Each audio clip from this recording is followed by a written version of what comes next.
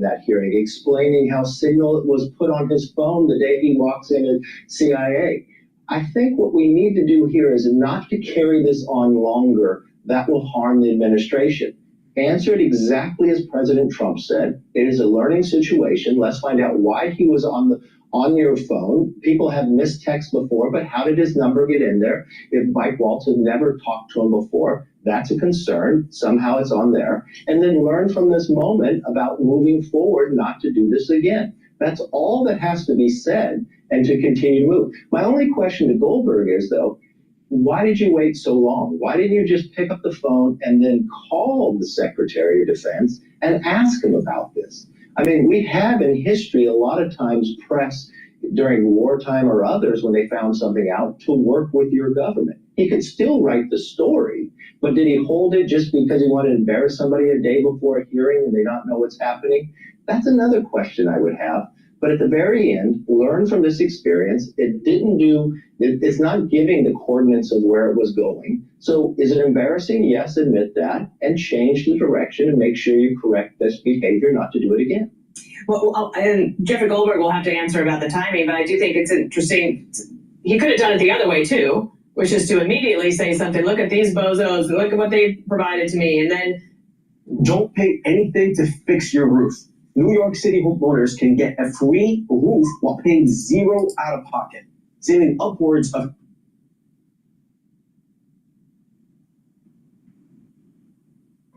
Come on. Why is everything not working? Look at what they provided to me, and then that would have compromised the mission, and then we all wouldn't be able to say it was a successful mission because it could have been compromised. But I want to ask you this, because I thought President Trump handled this as a commander-in-chief leader should. Yes. For how he wants to handle it. He said, that was not good. We learned a lesson.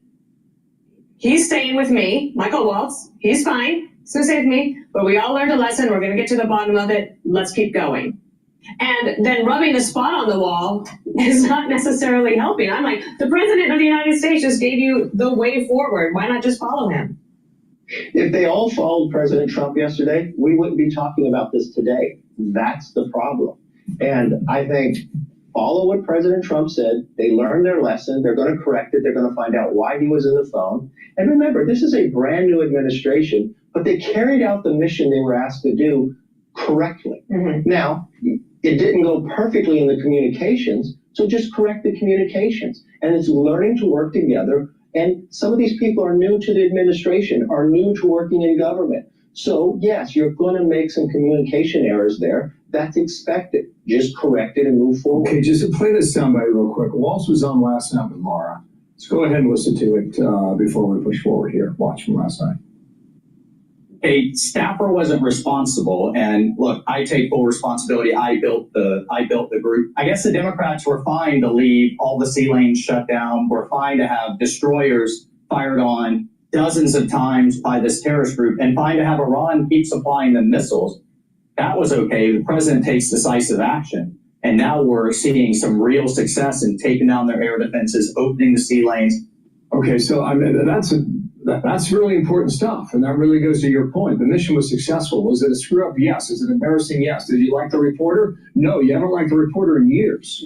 But don't come out and go after the reporter if you know that he's got the goods, and at some point they're going to be in print, which they are right now. So, Kevin, thank you, sir, for working through that with us today. Kevin McCarthy. Thank you. Thank you. I'm Steve Ducey. I'm Brian Kilmeade. And I'm Ainsley Earhart. And click here to subscribe to the Fox News. I apologize for the audio problem that I had with this video here, and also the audio problem that I had with the live stream on YouTube. I did fix that. So we're live streaming. Everything's okay now with Rumble, the simulcast with X Spaces, and the live stream with YouTube with the telemetry. Unfortunately, about 2 hours into the show, the YouTube version looks like maybe the audio was not working. I'm also live streaming on my website, the-studio-reykjavik.com. Please go to my store, the-studio-reykjavik.com. Click the link in this video description or any video that I do to get to my website. getting a probiotic is really important. I have two types. I have a powdered version and a VeggieCap version. Both are very high quality. With the powdered version, there's a little scooper. Just put it in soft foods like hummus or yogurt or even applesauce or just filtered water. However you want to take it every day.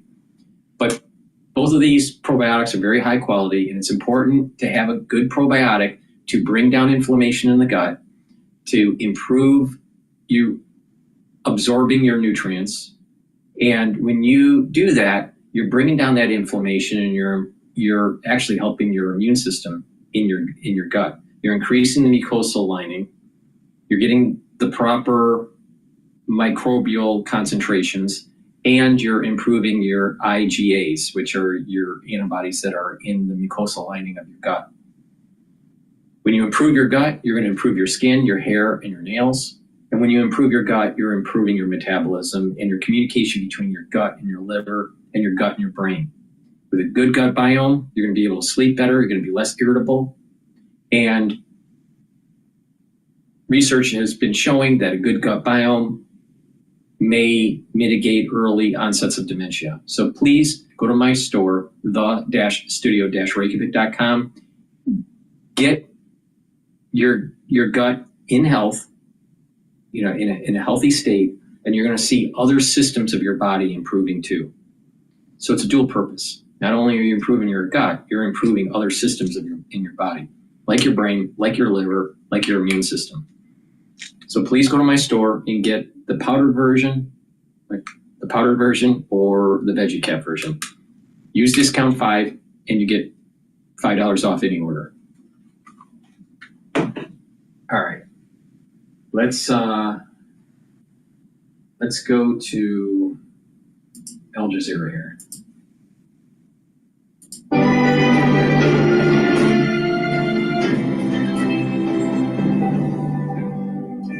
Denmark's government has welcomed the U.S. decision to previous. I'm not really interested in that. Let's go to live now with the testimony with the text here. Classification standards. I want to now turn my attention to your classification standards. You're the Director of National Intelligence.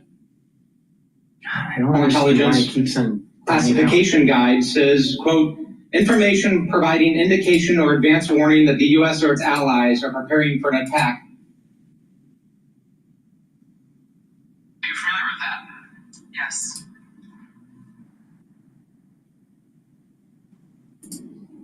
Director Gabbard, have the Houthis indicated an ability to shoot down American aircraft? Yes.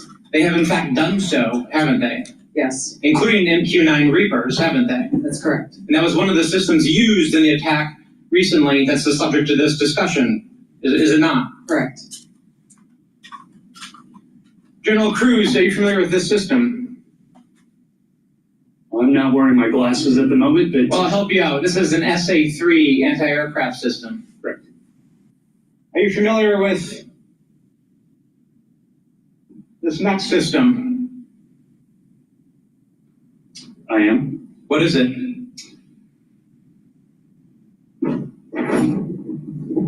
I'm going to have to ask you. It's an SA-6. I'm going to guess that... This is also an advanced anti-aircraft system, is it not? It is. It was used widely in the Balkans in the 90s, correct? And the Houthis also have this system, don't they? They certainly do. And they've employed it against our aircraft, have they not? They have attempted to, correct. I spent my life in service to this country. I deployed 3 times to combat in service to this nation. I learned in that time in service that responsibility is core to leadership. You accept responsibility when things go wrong. You admit mistakes. You set the standard from the very top. It is completely outrageous to me that administration officials come before us today with impunity, no acceptance of responsibility, excuse after excuse after excuse, while we send our men and women downrange to do incredibly difficult, incredibly dangerous things on our behalf. And yet, nobody is willing to come to us and say this was wrong. This was a breach of security and we won't do it again. It is outrageous and it is a leadership failure, and that's why Secretary Hegseth, who undoubtedly transmitted classified, sensitive operational information via this chain, must resign immediately. There can be no fixes, there can be no corrections until there is accountability, and I'm calling on the administration to move forward with accountability. I yield back. The gentleman yields. Gentleman from Texas, Mr. Crenshaw. Thank you, Mr. Chairman. Thank you all for being here. Good to see many of you again, and thank you for enduring 2 long days. I will note I always use fire emojis when I see terrorists getting killed. And I want to talk about cartels. This is a subject that is near and dear to my heart. I've been investigating it thoroughly for the last couple of years, and I'm glad to see that it's mentioned in all of your opening statements. I mentioned it at the very beginning of the threat assessment. There's a lot to work on here. One of our task force, we had a cartel task force in Congress. One of our key findings was that there needs to be a centralized, maybe call it authority, or maybe call it office, maybe call it cartel czar within the administration that actually coordinates all the very different aspects of fighting this battle. Has anything like that been talked about? I'll give you Director Gabbard. Thank you, Congressman. It's good to see you again. This is very much central to the conversations and planning and execution of the president's focus on targeting the cartels and the threats that they pose to the American people. Homeland Security task forces are being set up that include across the government integration. I can speak from my standpoint from the intelligence community, and our National Counterterrorism Center is leaning heavily forward into gathering and consolidating and integrating the intelligence that comes from DEA and others who've been working this issue for a while to make it so that it can be shared and integrated through the federal, state, and local law enforcement equities who are going after this problem. Yeah, we'll talk a lot more about that exact thing in closed session, but at a higher level, our recommendation is there needs to be someone at a much higher level that coordinates state, DOD, CIA, FBI, Homeland. It's a massive problem, one I'm also familiar with. Director Patel, the FBI is tasked with working foreign corruption charges. In the past administration, the FBI told me they actually don't focus on Mexico very much. Because now in their defense, they say the reason is because they won't get anything out of it, because they don't have a cooperative government to work with. I think a lot has changed. Do I have your commitment that we will at least start following up on those, because the judiciary system in Mexico is a key component in our failures to address the cartels? You do, Congressman. Apologies for not getting back to you sooner. You're good. I appreciate it. I also want to ask you that the FBI has disrupted an alarming number of terrorist attacks in the last 2 years. Great on the FBI for doing that. I don't think many Americans realize how good the FBI has been at this. But this also gets to the conversation earlier about FISA 702. One of the main arguments I wanted to argue with my colleagues on this was, when you have a warrant process for the query, what you will fail to do is connect the dots between the domestic and the international threat, and those connections are there, as we see all the time. Does everyone remember? This is the reason why you listen to Dr. Paul Cottrell, because Dr. Paul Cottrell is never wrong. All right. Well, didn't you remember when I said that when Trump gets into office, and with him restructuring the national security state, that the national security state is going to have a hissy fit? Because when you restructure, you cut budget, you get rid of key members of the cabal, within the national security state. They get upset, and there's a high probability of a 9/11-like event to happen in 2025 or 2026 to harm the president's administration, and to have Congress fund the national security state even more. All right? If you have a president that's pulling money away from the national security state and trying to restructure it, trying to root out some of the problems that are happening in the national security state, doesn't it make sense that the national security state cabal will orchestrate an event where it'll be similar to 9/11, only to go to Congress and ask for more money, larger staff, more agencies, more coordination? You listen to One-Eyed McCain, all right? And where did he just lay the foundation for? Lack of communication, not being able to connect the dots between domestic and international networks that may be harming or potentially harming the homeland. Doesn't that sound like 9/11? I'm not wrong. I'm telling you, I'm not wrong. So what's going to happen is that once Trump continues on restructuring the national security state, and Hegseth really puts a hammer to some of the things that have been happening at the Pentagon, there's a high potentiality of seeing a 9/11 like event happening in 2025 or 2026. Now, what kind of event? Not sure. Is it going to be a plane into a building? Probably not. But there'll be something that will stir the consciousness of the American citizen and launch an investigation on how to improve and how to maintain and expand the national security state. Okay. One-Eyed McCain just set it up.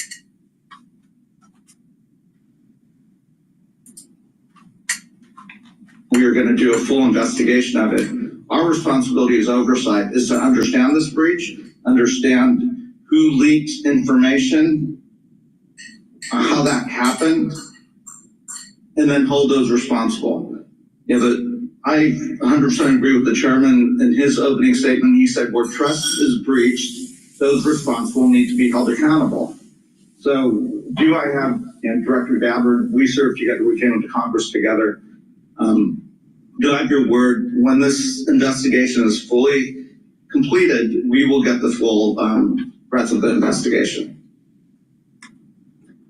Thank you, Congressman. That would be my intent. I will caveat that by saying that this is being conducted by the National Security Council. I've not gotten any indication that they would try to withhold that, but I can't speak for them. Okay. I also, I see way too much politics when it comes to our national security and our national defense. We've got to keep politics out of this. We're not Democrats or Republicans. We're Americans. We're tasked with the responsibility of keeping our country safe. Director Gabbard, I'm gonna do a market update here. The S&P 500 is trading at 5,748. VIX is trading at 17.70. The Euro USD is trading at 1.07. Oil is trading at $69.93. BITO ETF for Bitcoin long is trading at 19.27, and the USD Japanese yen is trading at 150.68.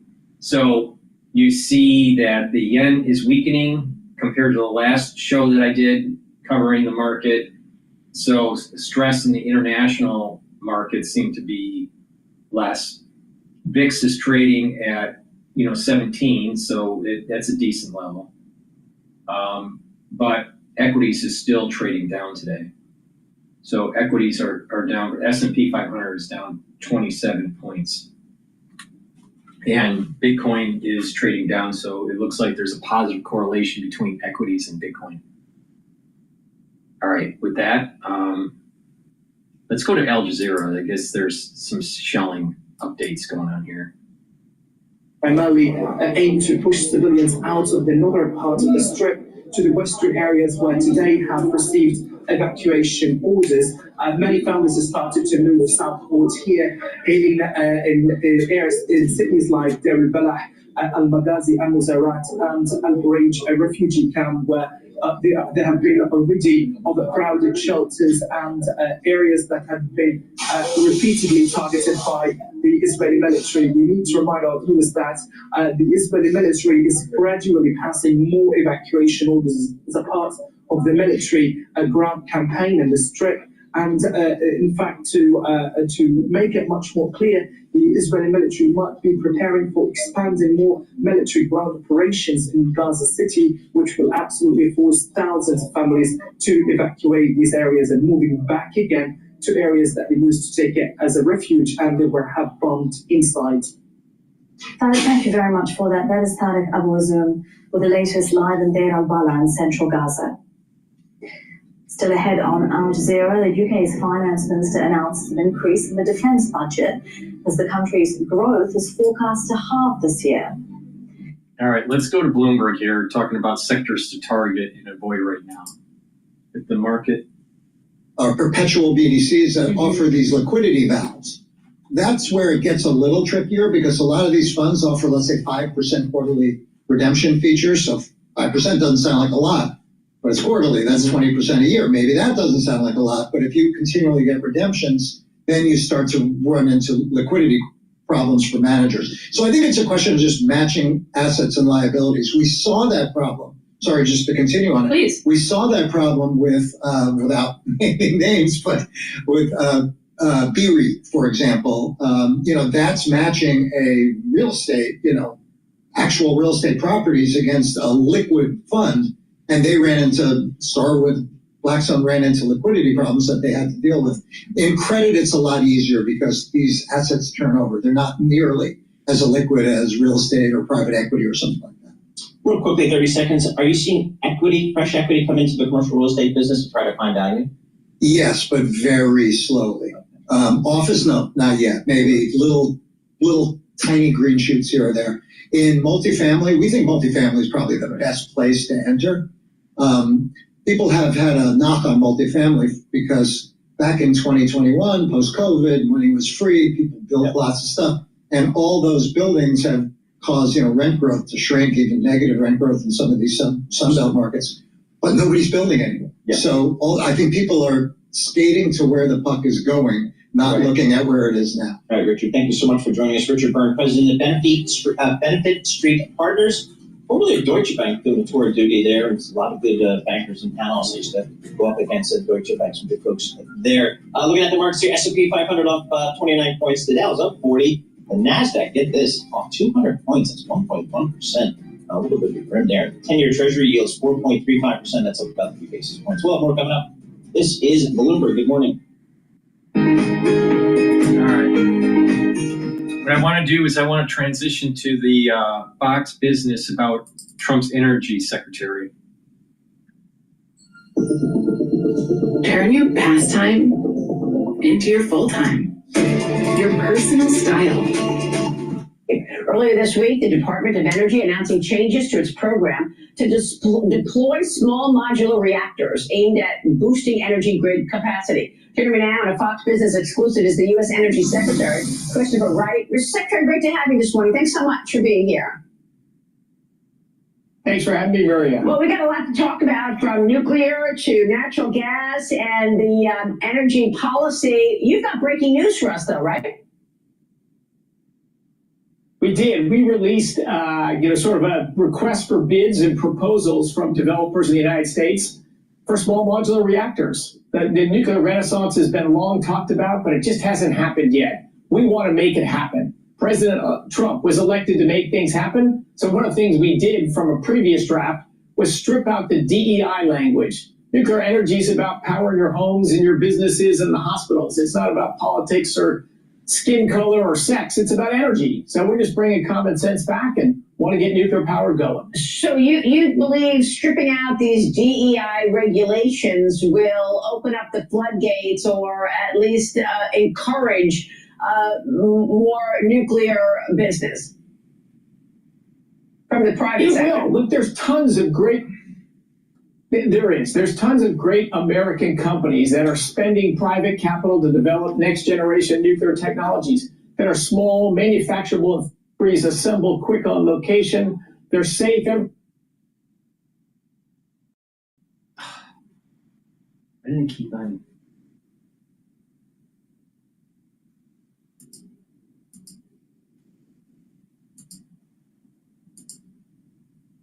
Today is not a good day today. For Ukraine and of course Iran, and its moves in terms of Israel and Hamas has prices up with natural gas up about 27% year to date. Your thoughts on natural gas and whether or not you're seeing a demand supply situation change here? Yeah, I mean, demand has grown a lot for natural gas. And look, prices were very low last year, so investment levels dipped down. If you look at natural gas today in oil terms, it's at like $22, $23 a barrel. That's pretty cheap energy right now. Fastest growing energy source on the planet.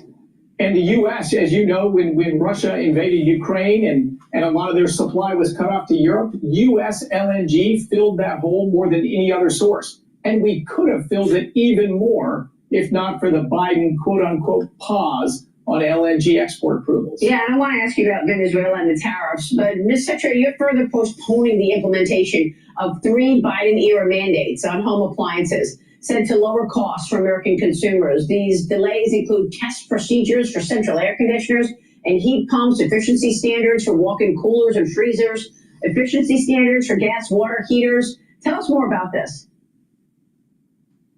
Yeah, these are just more nanny state, crazy top-down mandates that makes it more expensive for American consumers and businesses to buy what they want. This is the kind of stuff that got the American people animated and got President Trump elected. But think of the hot water heaters thing. What's very popular today is these tankless natural gas-powered water heaters. And why are they popular? Because they're really inexpensive. And they just heat water as you need it. Using the lowest cost heating source we have, which is natural gas, so they're very popular.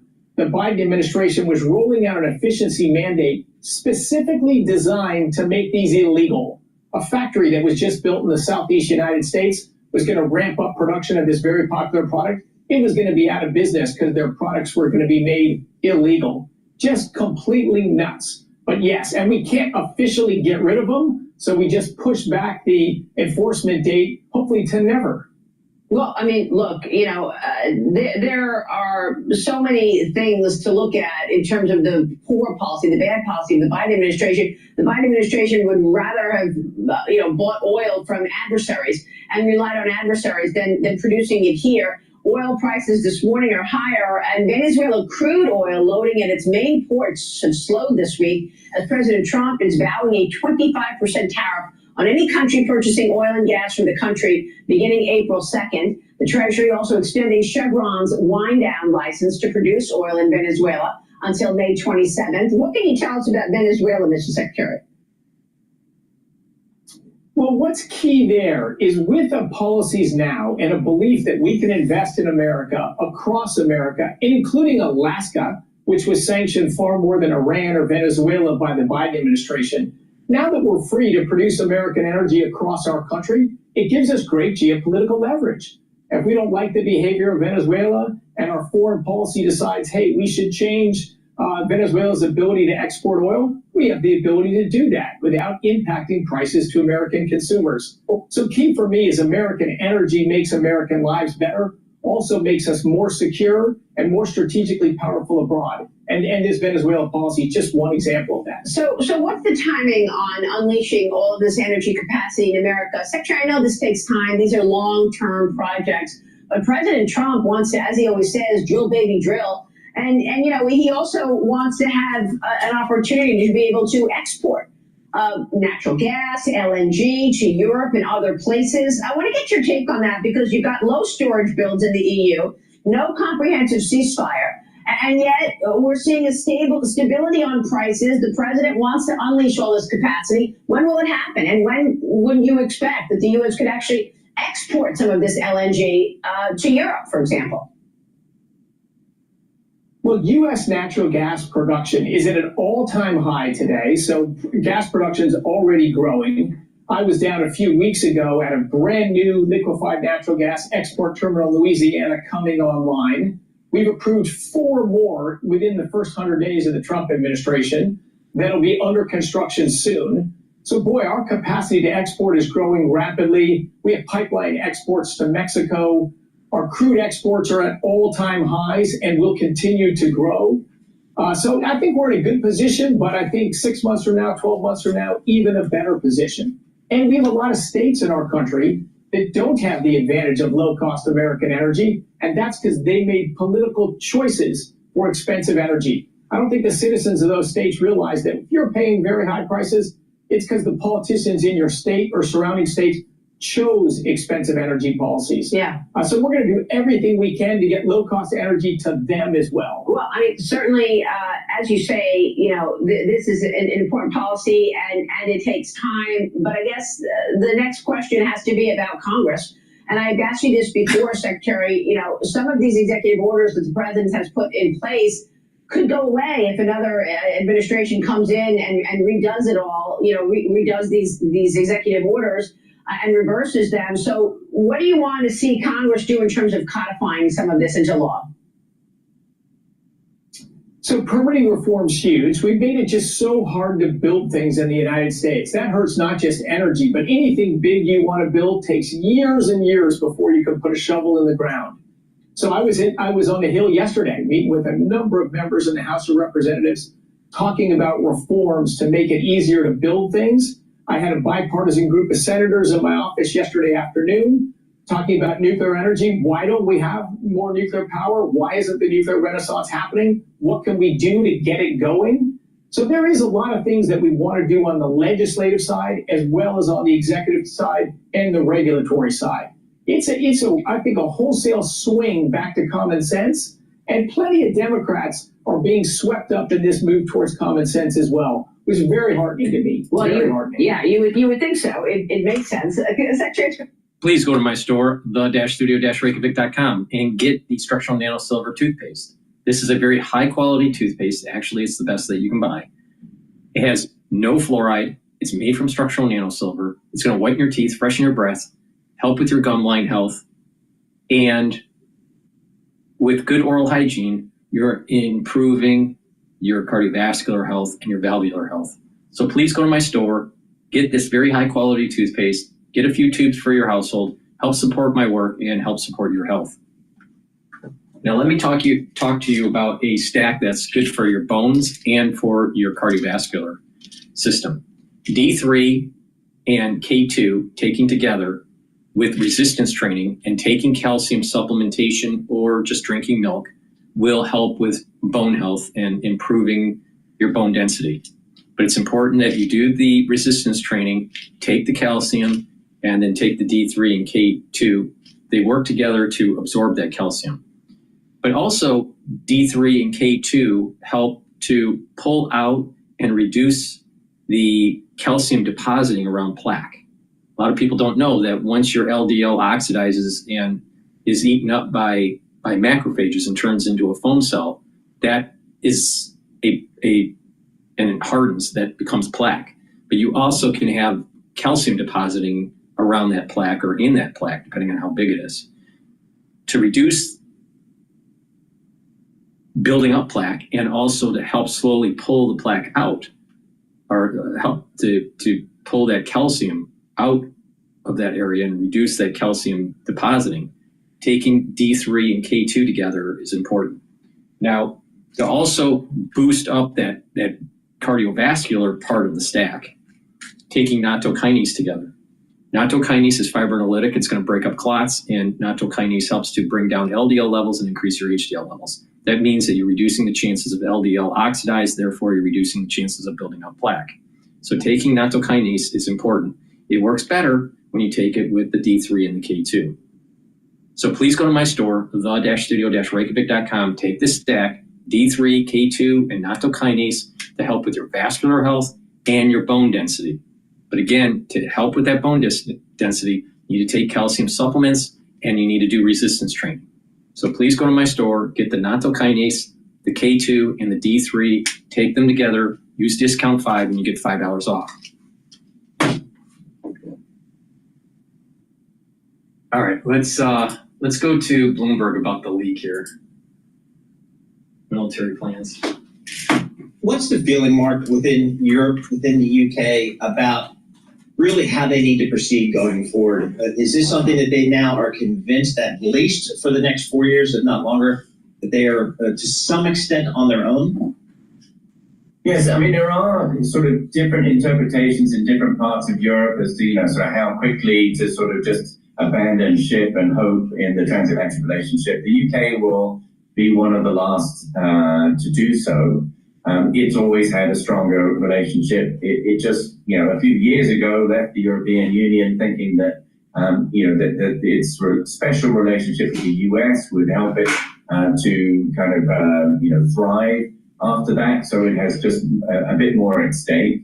But it's going to, all of them have understood that the most important element of that relationship in terms of security, and that is, clearly under threat. Mm-hmm. And they have understood that they will need to not rely on the US for an umbrella of security anymore, which means a lot more defense spending, a lot more thoughtful defense spending, mm-hmm. And a lot more cooperation within Europe. And having said that, understanding it is very different from doing it.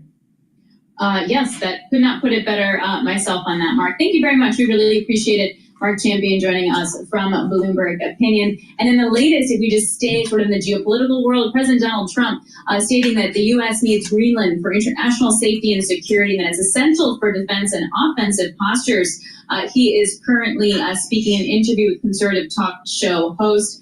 He also says that whether Greenlanders want to become Americans is secondary to him, that the U.S. needs to convince them to join. Okay. So Greenland, there we go. That's still a thing. It is still a thing. Vice President J.D. Vance is visiting Greenland. Well, there he's going to be. It was traditionally billed as a family outing, but now that's been scaled down amid some local backlash on that. Now the visit's going to focus on national security issues at an isolated U.S. military base. All right, taking a look on the market right now. Tech getting hit quite hard. One of the top read stories here, Paul, on the terminal is that Microsoft's abandoning some data center projects. Now, you can look at it this way. It's more they're going to rent the space for all the LLM training, maybe, but this is not the inferencing. They still make a lot of money so far. And I mean, TD Cowen's out with this research note. So again, I think for some folks, it calls into question, where are we on the whole AI build-out plan? It was such a big driver of the story, just the stock market in general for 23 and 24. Yeah, and also one of these for the power guys who've been really rallying on this as well. Theo, would like that to me. If we'll see any sort of changes on that order book at the same time. All right, coming up, Allison McNeely is private equity reporter. A great big take story about how 401ks are a $12 trillion pot for private equity. We'll break that down for you. This is Bloomberg.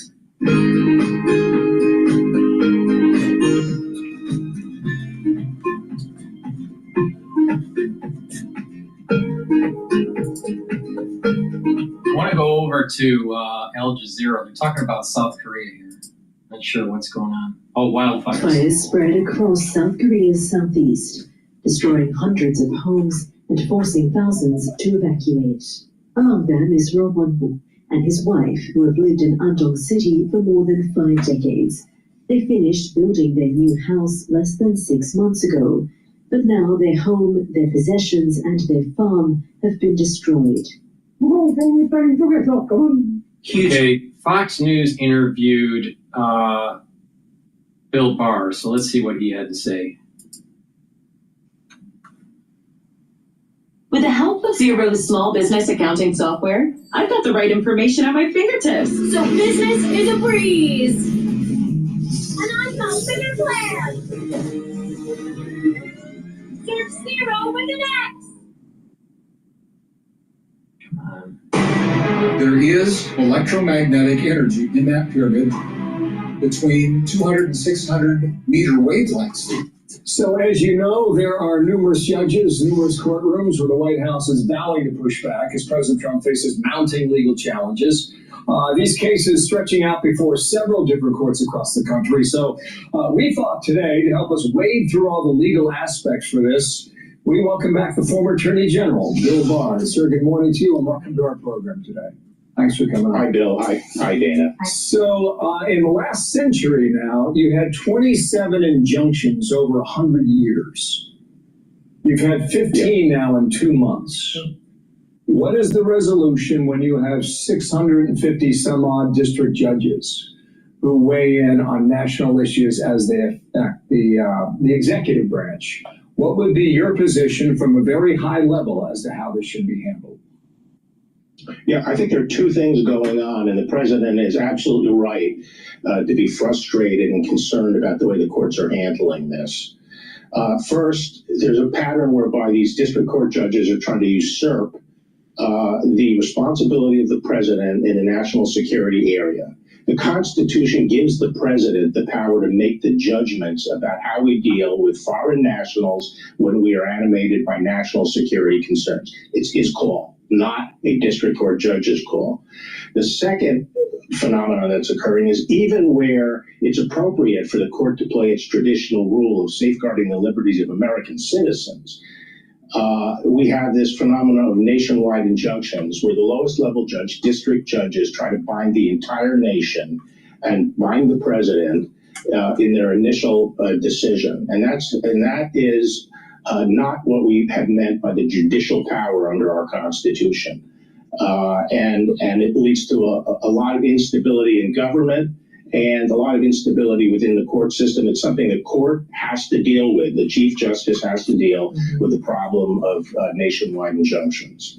Speaking of the Supreme Court, Justice Elena Kagan back in 2022, she said this can't be right. Watch her.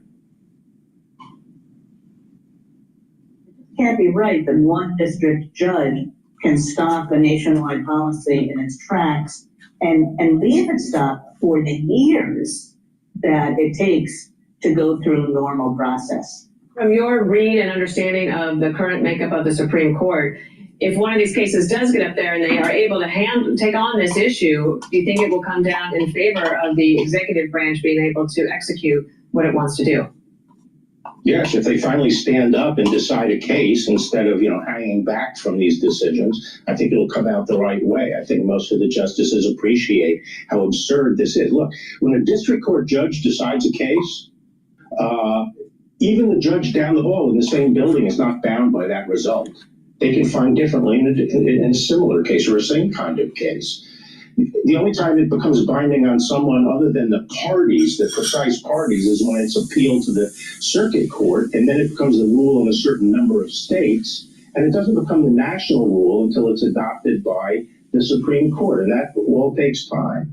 It's a preposterous situation that we have now. Okay, well, I'm going to get into two cases in a moment here, but I'm going to ask you another 35,000-foot question, and then we'll get to Venezuela, and we'll get to this student, former student at Columbia University. Right. Through all of this, it appears like Judge Boasberg's arguing that essentially due process was not given to those who were deported, let's say, or who are now in detention. What does the law say about those who are not American citizens when it comes to appealing their process or being given due process in their case? Right. The fundamental problem here is that judges are like carpenters. Everything looks like a nail to them, and they, apply the same kind of rules they do in our criminal justice system when American citizens are involved, and trial-like hearings and adversarial hearings and all kinds of rules of evidence and trying to prove something beyond a reasonable doubt or some high standard of proof. That applies in our criminal justice system where the courts are playing their traditional role of protecting the rights of American citizens. That is not the rule, and it shouldn't be the regime when we're dealing with external threats and the president is trying to make judgment calls as the best way to protect the country. And what's happening here is they're trying to reduce all decisions to these trial-like hearings, which essentially gives the judge the power to overrule and second-guess the executive. Now, there are two decisions here. First decision, is this a predatory incursion by a foreign nation or government? And I think the president's right, and I think it is eminently defensible position that this is.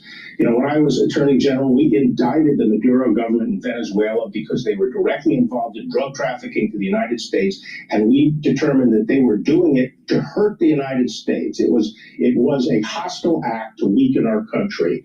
So I think the assessment of the current situation does support handling these TVA members under the Alien Enemies Act. Okay, so let's come back to that, okay? Take this Columbia University student, or former student. He's got a green card. He's married to an American woman. Apparently she's 8 months pregnant. What rights or argument does he have to fight deportation? Again, the key question there, he is entitled to some kind of hearing and process under the statutory law. But the key issue there is not something that the judges can second guess.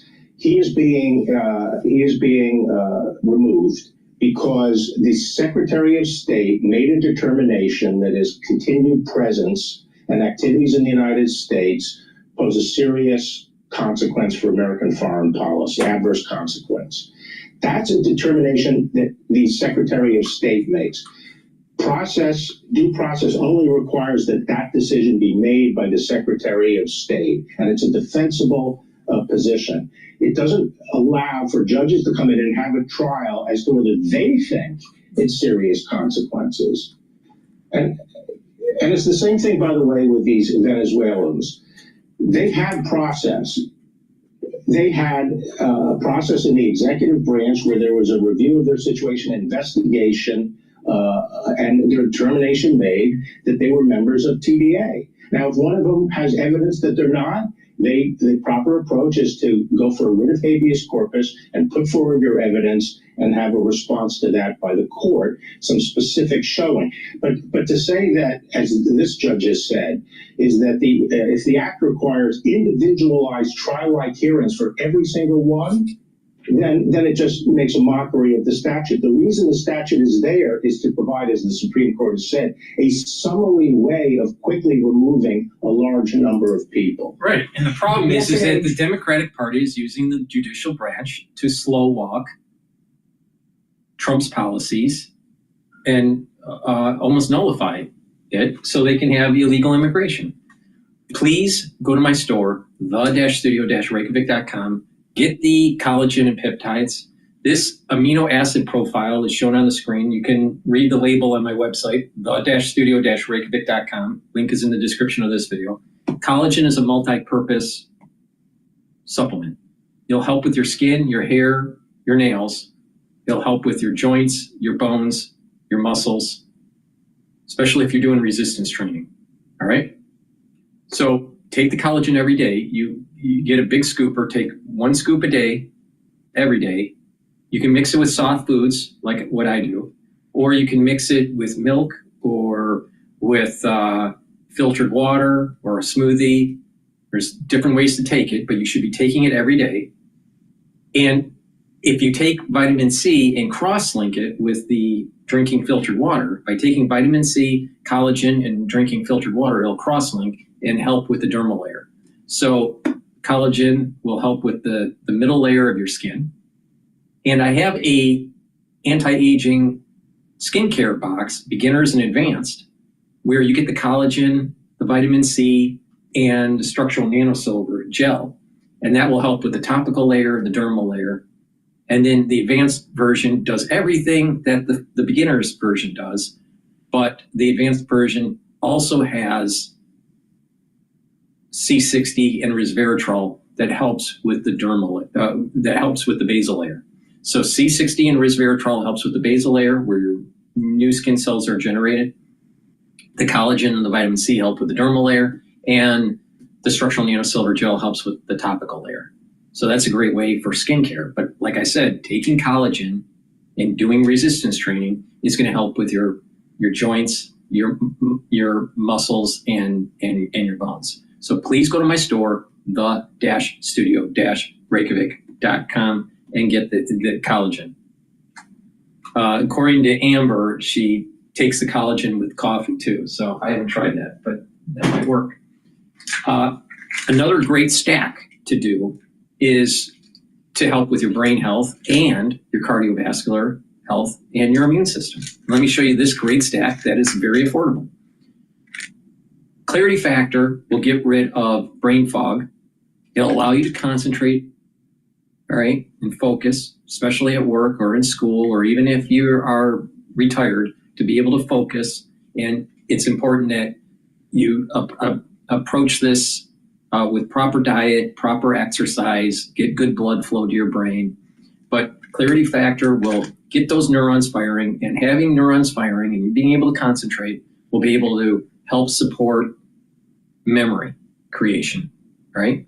And those dendritic connections will improve. So you're going to have positive neuroplasticity. So you're going to think faster, you're going to be able to remember better, and your cognitive function will be improved. So get the Clarity Factor, take it every day, all right? Some people take it twice a day, like how I do it. I take it in the morning and take it in the mid-afternoon. But some people only take it once a day, maybe in the mid-afternoon. But the key is to take it every day, all right? Improve your neural function. Now, taking olive leaf extract will bring down inflammation. That's good for your cardiovascular health, but also for your immune system. And olive leaf extract helps to bring down LDL levels and increase your HDL levels. So you're reducing the chances of building up plaque because you need LDL that's oxidized to create plaque. But if you reduce inflammation and you reduce your reactive oxygen species, you reduce those free radicals, and you're reducing your LDL, it doesn't oxidize. And when you don't oxidize LDL, you can't build up plaque. So it's really important to take olive leaf extract every day, take it with Clarity Factor, and this is a great stack to help with your brain, your immune system, and your cardiovascular system. So please go to my store, the-studio-reykjavik.com.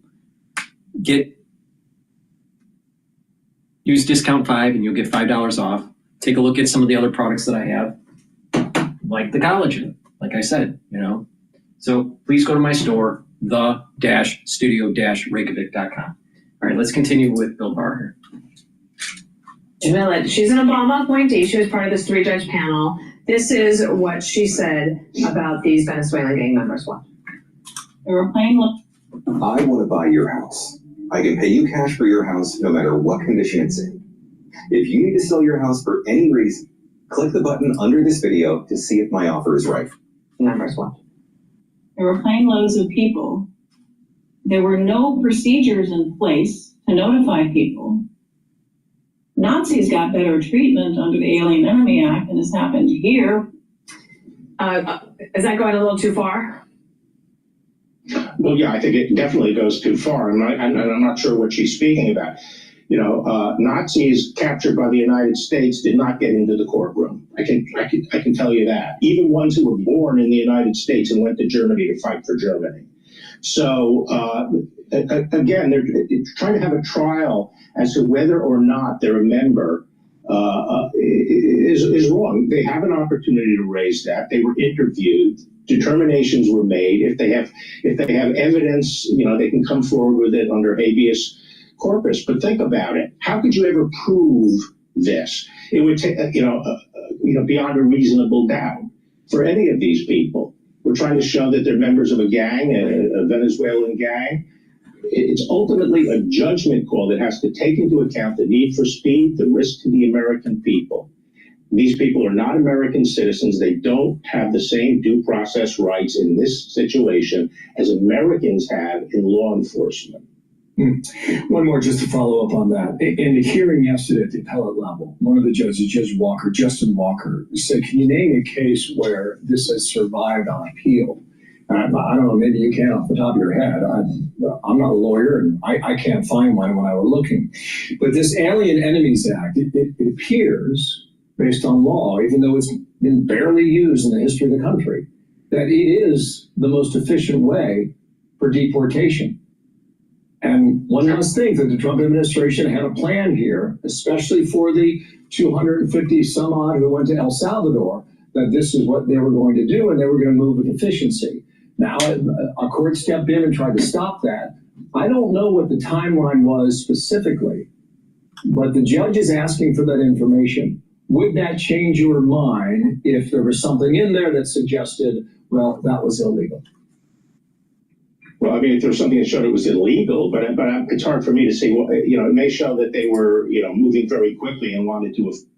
Breaking news: Trump is announcing something about tariffs, auto tariffs, as soon as Wednesday. Well, today is Wednesday, so which Wednesday are they talking about? Today or next week? Avoid judicial review, but that doesn't affect the question of whether or not it was legal or not. Okay, maybe the better question is, was it done by the book? Maybe that's a better way to phrase it. Well, I think they were trying to do it by the book. You remember the judge first ordered that none of the individual defendants be moved. And that's really what he has jurisdiction over. If he has jurisdiction, I question whether he actually has jurisdiction under the APA, which he says. But then a verbal order at the last minute saying, I don't want those planes leaving. My understanding is these are not Justice Department planes. These are military or other agency planes. So it may have taken time to figure out what was going on. Got it. Really appreciate your time. We hope you come back. I'm Steve Ducey. I'm Brian Kilmeade. And I'm Ainsley Earhart. And click here to subscribe to the Fox News YouTube page. Please go to my store, the-studio-reykjavik.com, and get the structural nano silver gel either in the tube form or in the quick dispenser form. Have some at home and at work. Really important. It's dual purpose. All right? What can you use this for? If you get a cut, an abrasion, or minor burn, apply the structural nano silver gel on it, and it will heal the lesion quicker. You can apply it every day on your skin as a skincare. A great way to do it is to put it on your skin at night and then exfoliate in the morning. Like I said, this is also part of the skincare health box that I have, either the beginners or the advanced. Also, structural nano silver can be used as an aftershave. Guys, after you shave your face, put it on your face to soothe and heal your skin. Women, if you're shaving your legs, apply it on your legs after you shave and it'll reduce that razor burn. Also, structural nano silver gel is really important. If you're not feeling well, or someone around you at work is not feeling well, or at home, put it on your hands, around your mouth, around your nose, around your ears, lightly coat your nostrils. You'll stay active for 5.5 hours. If you have copious drainage, you can put gel, lightly coat your nostrils, and it'll help to soothe that soreness, but also reduce the flow of the drainage. So please go to my store, the-studio-reykjavik.com, get the structural nano silver gel. It is a dual purpose product. Use discount 5 on any order and you get $5 off. All right, let's go to balance of power. And we did hear conflicting versions of who might have been responsible for what, who invited Jeffrey Goldberg to this Signal chat. Michael Waltz spoke alongside the president, as you saw and heard in the cabinet meeting yesterday, and then was dispatched to try to clean this thing up on Fox News. It didn't get a lot cleaner, as we found in the conversation with Laura Ingraham. Listen. I take responsibility. I built the group. Okay. So but look, that's the part that we have to figure out. And that's the part that embarrassing, yes, we made a mistake. We're moving forward, and we're going to continue to knock it out of the park for this president. Look at what he's gotten done in under 2 months. But you never talked to him before, she said. So how was the number on your phone? Waltz said, well, if you have somebody else's contact, somehow it gets sucked in. It gets sucked in, unquote. We're learning a lot, I guess, about Signal here. I sent a Signal text over to Tony Capaccio at the Pentagon to see if he could come on today. Magically, he's back with me in studio. We had barely recovered from our conversation yesterday. It's great to see you. And I'm not joking around. This is some pretty serious stuff you brought to us. Now we've got the actual, should I call them attack plans? We're splitting hairs on the semantics here, right? We're definitely splitting hairs, whether you have gray hair, brown hair, or no hair. Okay, got it. So war plans, this is the equivalent, let's say we're planning the Bin Laden raid. The concept of operation, the Bin Laden, the war plan would be, we're using SEAL Team 6, 2 helicopters, and an overhead drone to monitor. The concept of operations, President, is XYZ. The tactical issues are what we're talking about here. In Air Force Navy lingo, it's called the Air Tasking Order. Okay. The minuet, how you organize the minuet of Tomahawks and aircraft so they're deconflicted in the air. So this is the execution part. Splitting hairs, you could say in colloquial it's a war plan, sure, but it's really the attack plan or the air tasking order that they laid out. And I had a top former CENTCOM official tell me a little while ago that these are at the secret level. They are. And Jeffrey Goldberg made the point, this is 30 minutes before the attack commenced. That's right. So if the Houthis had some intelligence, high-level eavesdropping capability to pick up on signal, they could have been These alerted. airmen could have been in big trouble. But they don't. So yeah, they don't. Okay. Well, so here we are. We're talking about Michael Waltz, but it was in fact Pete Hegseth, the Secretary of Defense who you cover every day, who texted at 11:44 a.m. Eastern Time, posted in the chat in all caps, "Team update." Text begins, "Time now, 11:44. Weather is favorable. Just confirmed the CENTCOM. We are a go for mission launch." It continues, 12:15. F-18s launch. First strike package. It continues at 13:45. Trigger-based F-18 first strike window starts. Target terrorist is at his known location, so should be on time. Also strike drones launch. MQ-9s. What are we talking about here? We're talking about MQ-9s picking up real-time imagery, beaming it back to the Truman Battle Group, and maybe CENTCOM and some command and control nodes there, and actually, queuing the aircraft in. The Tomahawks they fired were called they're tactical Tomahawks. They can actually, they're the loiters models, they can loiter and be retargeted. So this is a real impressive minuet and the importance of the drone. Yeah. So one of the sources and methods that they disclosed in this, when Waltz says, the first target, their top missile guy, we had positive ID of him walking into his girlfriend's building, and now that's collapsed. Well, that's the sources and methods. That's the MQ-9 actually seeing and beaming back. Wow. In commanding and linkages that are actually the taxpayer should be happy actually worked. If not, maybe this. Yeah, but the thing is that we've known that they have this capability. This is not news. This is not like something brand new. I mean, this thing goes all the way back years in terms of having this capability. I mean, just look at like some of the Tom Clancy novels. When he was writing the books, that was technology that wasn't futuristic. That was technology that we were using currently. At the time of his writing of his book. So I mean, this is no big deal. Sources and methods. They know that they have satellite imagery and targeting. It's hard to deny. Come on. That we had sensitive information here. You heard from a former CENTCOM official say that this is classified. This was at the secret level. It would have been down and graded as the attack after the attack proceeded, but this was before. So and it's hard to say. It's hard to argue that this was not classified information and it was a plan of attack versus a strategic war plan. Yep. I want to go back to the Senate Intelligence Committee, Senator Heinrich here, from the Intel hearing, much like what we saw today on the House side. Martin Heinrich, a Democrat from New Mexico, talking to John Ratcliffe, the CIA director, Tulsi Gabbard, DNI. Let's listen from yesterday. Did this conversation at some point include information on weapons packages, targets, or timing? Not that I'm aware of. Director Gabbard, same question. Same answer and defer to the Department of Defense on that question. Well, but those are two different answers, but you're saying that was not part of the conversation. My knowledge. The precise operational issues were not part of this conversation. Correct. Okay.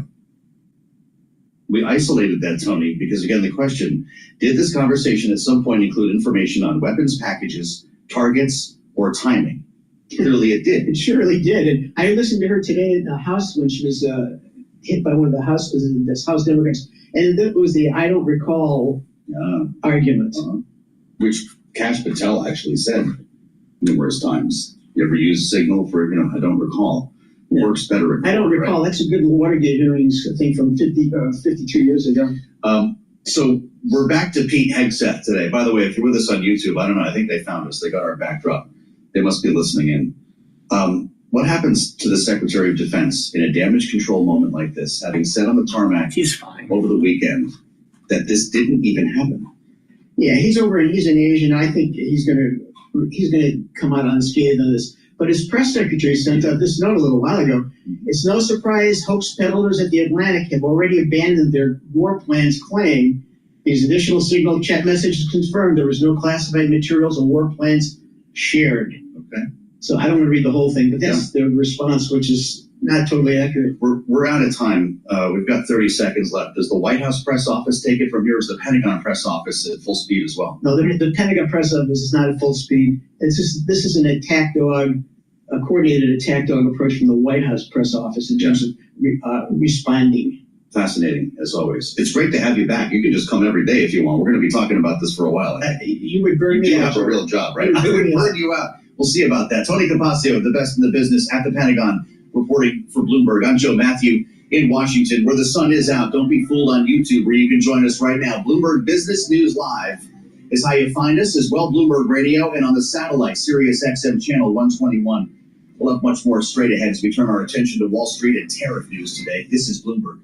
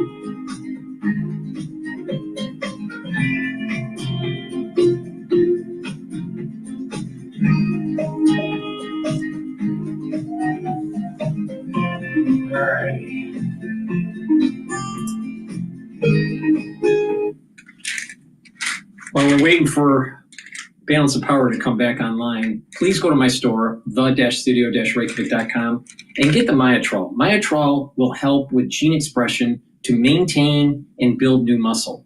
It has flavonoids, polyphenols, and lignans to help reduce inflammation and help with that gene expression, and help with the health of your mitochondria, because you need lots of ATP to build and maintain muscle. You need to take Myotrol, especially if you're 40 years of age or older, to be able to build that muscle and to maintain it. Because when you get older, you start to atrophy. You need to do some resistance training, some cardio, some balancing, and some stretching. All right, and do that on a daily basis. And take the Myotrol, and you're going to notice that your musculature will improve. If you're an athlete, either younger or older, you should take Myotrol to help with your strength gains in your sport. It couples very well with gladiator barley. Gladiator barley is a high-density protein. It's an heirloom barley. It'll bring down inflammation, so you're going to recover quicker. It's going to help with your immune system because it's bringing down inflammation. It'll help to detoxify your body. Also, it'll soak up free radicals through superoxide dismutase. You're going to recover quicker when you take gladiator barley in your sport, and it'll help you to build muscle. The high-density protein in here is going to be the building blocks to build the muscle, and the Myotrol will be the gene expression that you need to help to build the muscle. So these couple really well together. So stack these together if you're an athlete, younger or older, or if you're just not an athlete and you're older and you want to maintain and improve your musculature. Really important. To slow down that aging process, you need to build muscle mass. And when you're building up muscle mass, you're also improving your bone structure. So please go to my store, the-studio-reykjavik.com, get the gladiator barley and get the Myotrol. This is a great stack. Now you can take them separately, but they work really well together. There's a big scooper in here. This is a month's supply. Take a half or a full scoop each day. Mix it with soft foods. That's how I do it. Or you can mix it with a smoothie or with milk or filtered water. It's up to you, but I mix it in soft foods. Take it every day, do your workout, and you're going to see huge improvements. Please go to my store, get the Gladiator Barley and the Cottrell. Use discount 5 and you get $5 off any order. Lower by 45, down 0.1%, while NASDAQ is down 301 for the NASDAQ Composite Index. That is a drop right now of just about 1.6%. Your 10-year 4.33% with the 2-year currently yielding 3.99%. Spot gold down $2 the ounce, 30.17, drop there of 0.1%. West Texas Intermediate crude up 1.2%, 69.84 a barrel. And Bitcoin now down 1.3%, 86,770 on Bitcoin. More on the markets coming up in just a moment with our Barry Reynolds. Microsoft, meanwhile, walking away from new data center projects in the U.S. and Europe that had been set to consume 2 gigawatts of electricity. This according to TD Cowen analysts who attribute the pullback to an oversupply of the clusters of computers that power artificial intelligence. Microsoft shares down 0.7. Apple, meanwhile, elsewhere in the tech world. So you're already seeing there was an overbuild out of AI infrastructure. A broader tech sell-off. For on-demand news 24 hours a day, subscribe to Bloomberg News now wherever you get your podcasts. And Balance of Power continues right now. Back we go to Washington. Once again, your host. Here he is, Joe Matthew. All right, Charlie, thank you so much. Charlie Pellet, live from World Headquarters in New York. I'm here in the void in Washington if you're with us on YouTube. If you're not, search Bloomberg Business News Live. Also, of course, always on the radio. Bloomberg Radio and Satellite Radio Channel 121. This is feeling kind of familiar. You listen to Charlie. He tells you that stocks are lower. You look at the terminal. You see the headline. NASDAQ down 1.5% as tariff angst roils stocks. Then you look at the next headline. Trump prepares auto tariff announcement as soon as Wednesday. Well, here we are again. This is a familiar place. And as we watch the markets try to get legs back after the brutal reversal that we saw taking us all the way back before the election, we haven't even reached Liberation Day yet. The lovely Kaylee Lyons reminded me this morning when I got to work that we're a week out from Liberation Day. Yeah, April 2nd, right? Reciprocal tariffs. But what about the auto tariffs? Now we understand those could be coming as soon as today or not. President actually talked about the tariff situation specific to reciprocal, as he calls it, in an interview on Newsmax. This idea that there could be lots of exceptions. He said so yesterday at the White House. Maybe not so much. Here's the president. Not too many.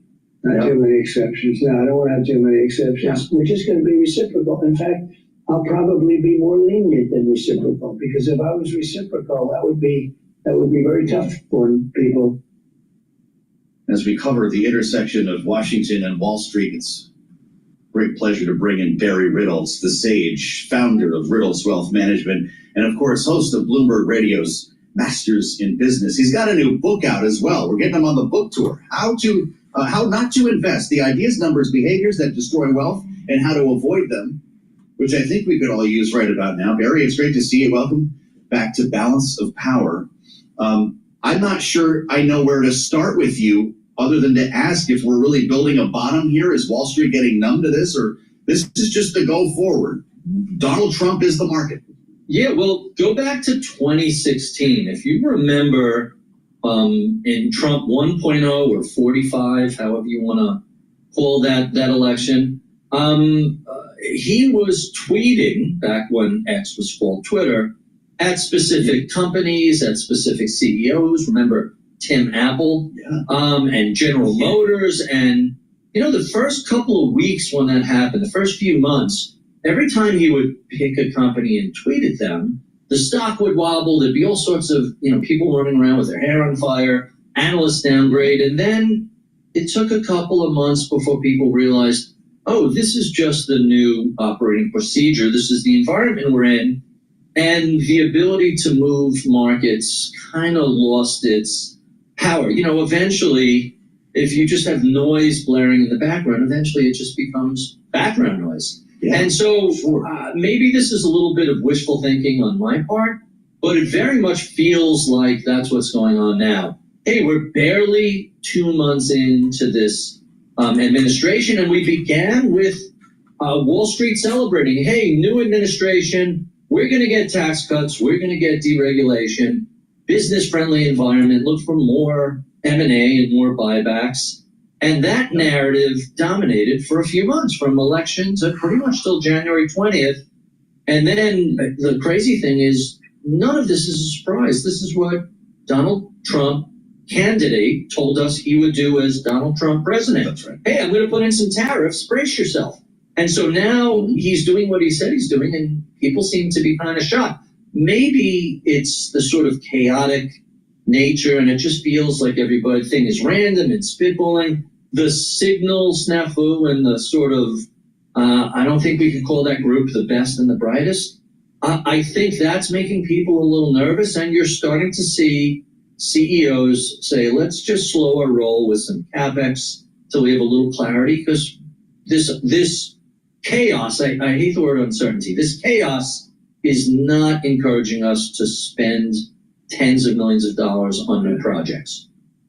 So is it just a matter of getting past Liberation Day, the announcement of reciprocal tariffs next week? Or is this a market that's basing right now, and all of a sudden chaos or uncertainty lifts after that date, or it's going to take a while for us to get to know this new version of Donald Trump? I don't know. I'm a little hesitant to say that the market is basing here, although I will tell you, I started on a trading desk 30 years ago.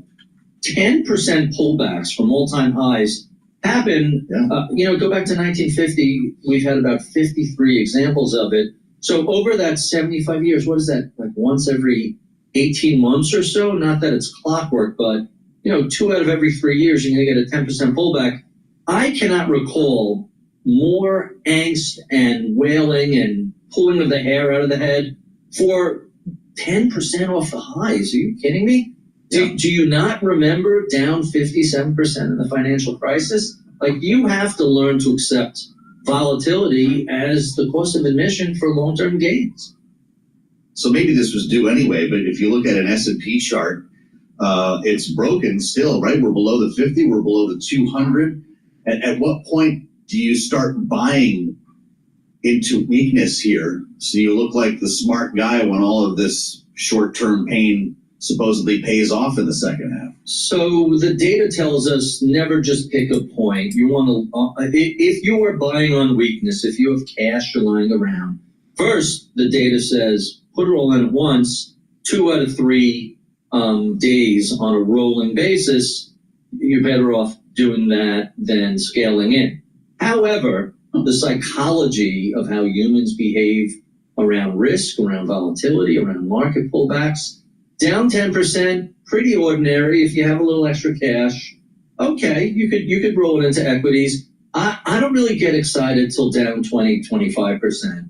And down 30%, I'm flipping over couch cushions and looking for loose change, anything I could do down 30%, because that's really... Let me talk about the differences between heirloom barley and gladiator barley. Heirloom barley will help to detoxify your body, bring down inflammation, and soak up free radicals with superoxide dismutase. You get a big scooper. This is a month's supply. You mix it with soft foods or with filtered water, a smoothie, however you want to take it. I typically take it with soft foods. And this is a great way to get high-density protein to detoxify your body and bring down that inflammation. Bringing down inflammation is important for your cardiovascular health and your immune system. Now, gladiator barley, you get all the benefits in gladiator barley as you do with heirloom barley, but you also get strength benefits. So if you want to detoxify your body, bring down inflammation, soak up free radicals with superoxide dismutase, and build muscle, take gladiator barley. With heirloom barley, it's for individuals that are not so focused on building up strength. So you can take either one separately, or you can take it with Boomer Boost. Now, Boomer Boost is the last pillar of my core protocol. All right. The first pillar is max 35 or max 14 to boost up your immune system, C60 to soak up free radicals, turmeric, ashwagandha, and lignans to bring down inflammation and boost up your immune system. And the fourth pillar is the Boomer Boost to boost up your energy levels and your metabolism. With Boomer Boost, you get 68 nutrients. So go on my store and take a look at the label. It's very comprehensive. And this will target your cardiovascular system. This will target your brain function, your musculature and strength, boost up energy levels, and boost up your metabolism. Within 72 hours, when you start taking Boomer Boost, you're going to start noticing a difference in your health. You're going to start noticing that you have a steady burn of energy throughout the day. It doesn't spike. You're going to sleep better. You're going to have more mental acuity.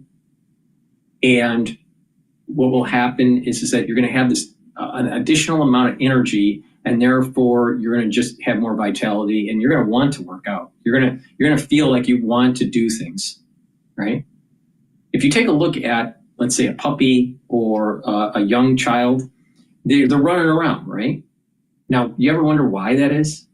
Well, what it is that they're in a growth phase, but they have lots of ATP. That means they have lots of mitochondria pumping out ATP, healthy mitochondria pumping out ATP. Well, if you improve the health of your mitochondria as an adult, you're going to have more ATP and therefore more energy for your cells to operate, your muscles to operate, your tissues to operate, your brain function will improve. And so a big part of aging is a decline in your mitochondrial health. Well, if you improve the mitochondrial health and you're boosting up your energy levels, you're actually slowing down the effects of aging. Another part of aging is atrophy, either neurological atrophy or even musculature.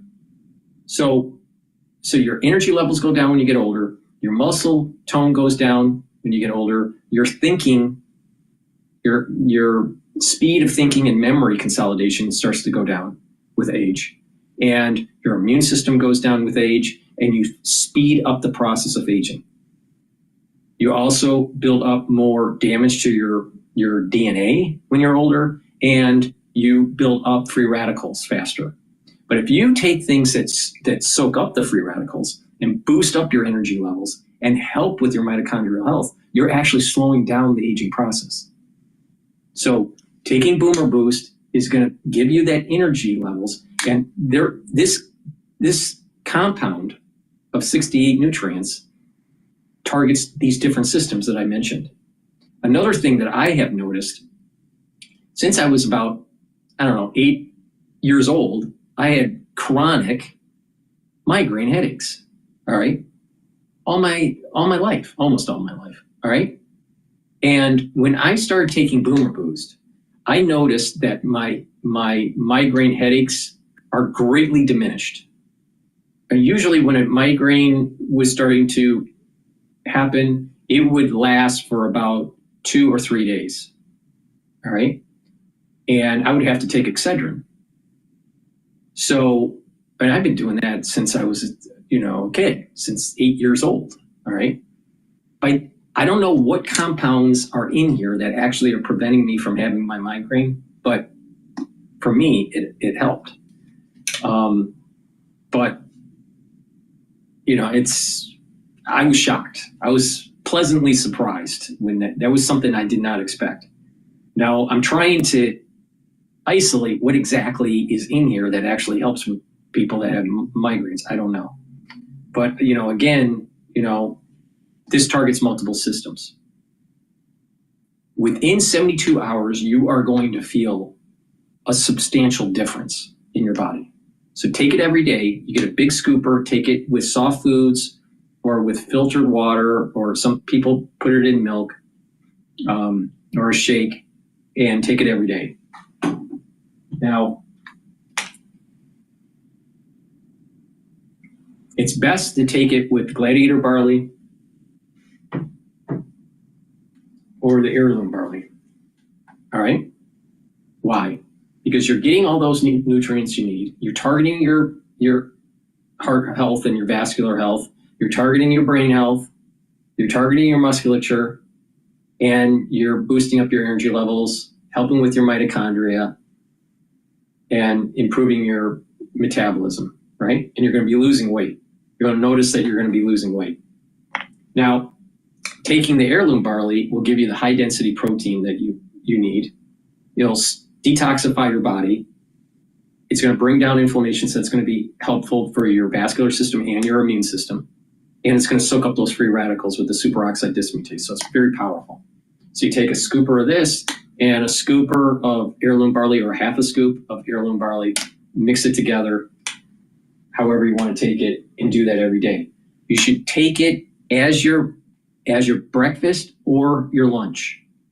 That way you are saving money, but not just that, you'll have all the energy that you need by stacking it this way, and you'll lose weight. You'll notice that you're losing weight. Another way to stack this is the Boomer Boost with Gladiator barley. And do some resistance training, and you're going to gain muscle. You're going to lose weight, you're going to gain muscle, you're going to detoxify your body, you're going to bring down inflammation, you're going to soak up free radicals, you're going to boost up that metabolism. So this is a great stack. And when you stack this, you're also helping with your A1C levels. That means that you're controlling your blood glucose levels, really important. So take the Boomer Boost and the Gladiator barley, or the Boomer Boost and the heirloom barley together for best results. You can take them separately. You can take the Gladiator separately, or the Boomer Boost separately, or the heirloom barley separately. That's up to you. But like I said, if you stack it with Boomer Boost and the barley together, that's the max benefit. Now, if you are an athlete, take this for your pre or your post-workout fueling, and stack it also with Myotrol to get the max benefits to improve your sport. So not only is this for people that are just older and not athletic, or an athlete of any sort, but it also helps athletes as a pre or post fueling source. I wish this was available when I was doing triathlons, when I was in my 20s and early 30s, but it wasn't, or I didn't know about it. So, but the thing is please go to my store, the-studio-reykjavik.com, get the Gladiator barley, get the heirloom barley, and get the Boomer Boost. I also have a longevity box called Longevity Boost Box. You get Boomer Boost and your choice of Gladiator barley or heirloom barley at a discount if you buy the longevity box, and you can use discount 5 on top of it to get an additional $5 off. If you buy an anti-aging box or a longevity box, the box is designed to be at a discount, all right, compared to purchasing the products individually. Please go to my store and get the Boomer Boost. All right.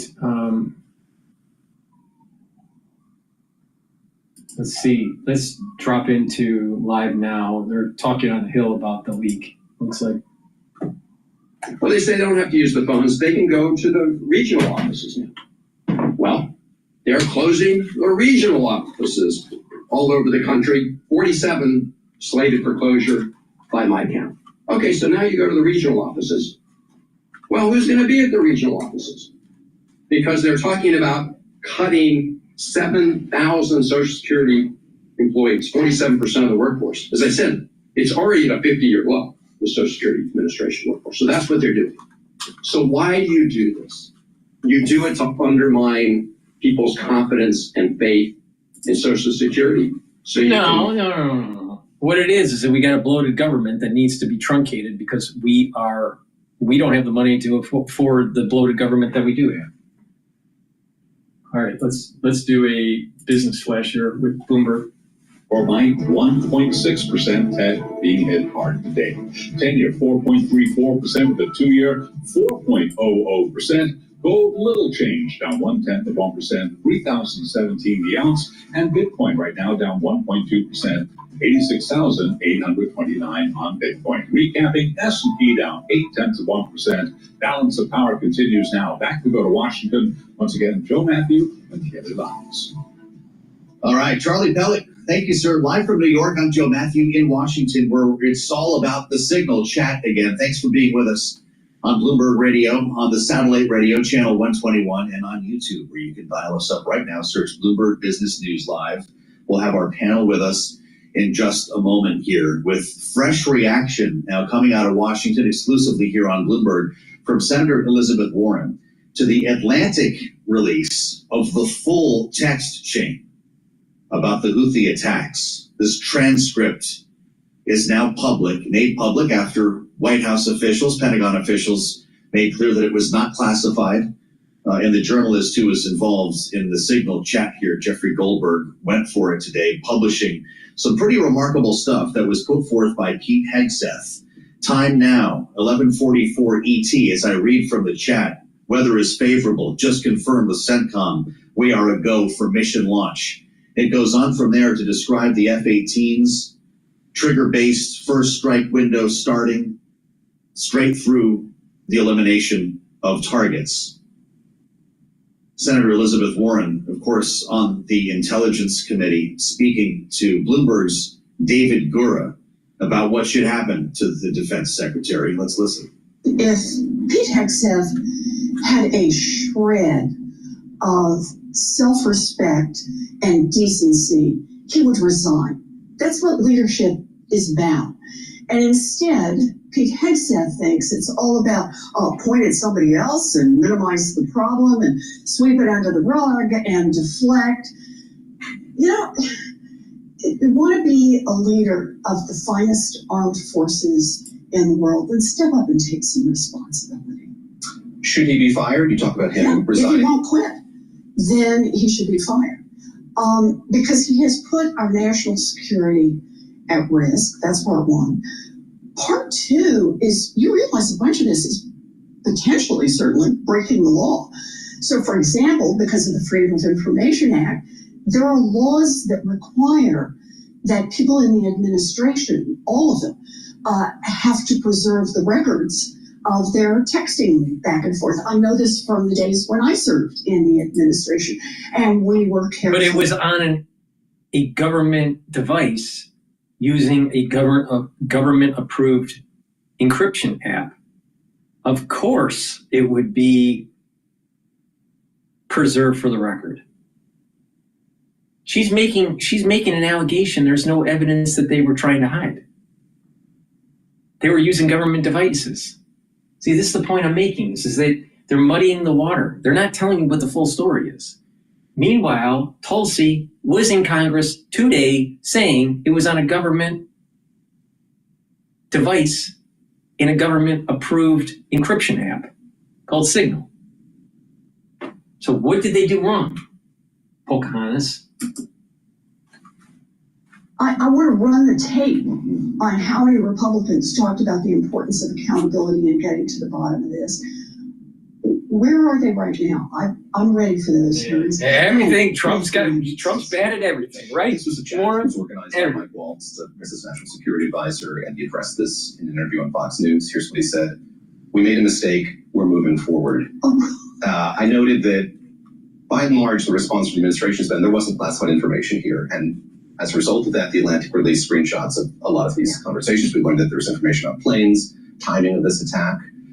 You talk about the need for hearings. Are you optimistic that that's going to happen and that you're going to get to the bottom of what was in fact discussed on that chat?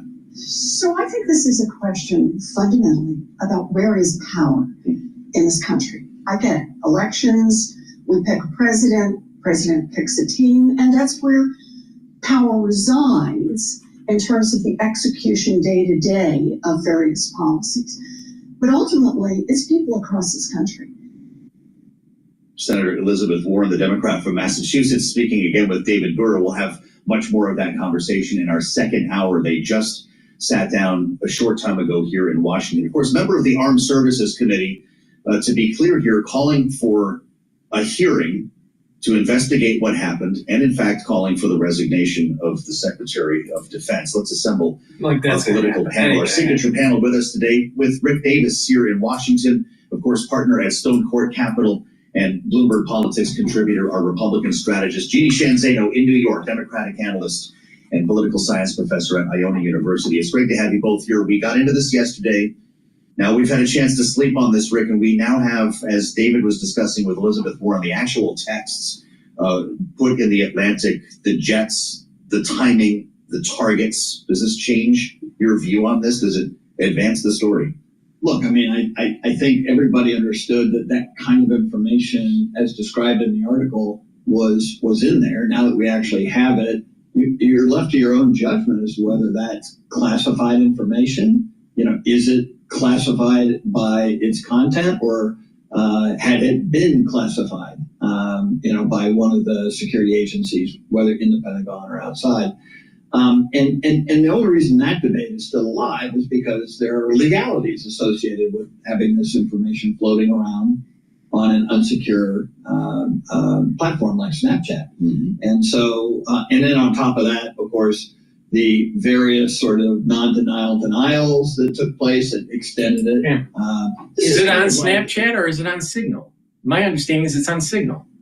Where's the Snapchat stuff talking about? I mean, am I missing something, or is he just saying something that is erroneous? All the members on the Signal chat are saying different things. I mean, it's a pretty good mess. And of course, people like Democratic senators and Democratic House members are going to have a field day with that. Sure, they sure are. And I don't know, Jeannie, what exactly Elizabeth Warren's going to be able to pull off here. I mean, she can't do anything because it's government. It's government. Roger Wicker. It's a government-approved app. About this, and government reporting suggests. Not a fan of Pete Hegseth, for instance, because you don't really think the secretary is going to step down or resign, do you? No. It doesn't seem likely at this point. By the way, Joe, I really like hearing you read those texts. It sounds like, I don't know, like a documentary or like some kind of movie. So keep reading those. That's the problem, Jeannie. I know. Roger Wicker has said that he and Jack Reed are going to be sending a letter asking for an inspector general. Who knows where this goes? And Senator Warren is echoing what we heard in this absolutely riveting hearing in the House today, which is member after member after member on the Democratic side calling for Pete Hegseth to resign. And I think, in my mind, the most effective was Jason Crow from Colorado, who literally held up two anti-aircraft systems and said, can the Houthis, do they have the use or the ability using these systems to shoot down American planes? And the answer is yes. And so had this information that came out before the attack got into the Houthis, we could have lost American pilots. We could have lost American men and women on this mission. And that is what is most important and most damaging here.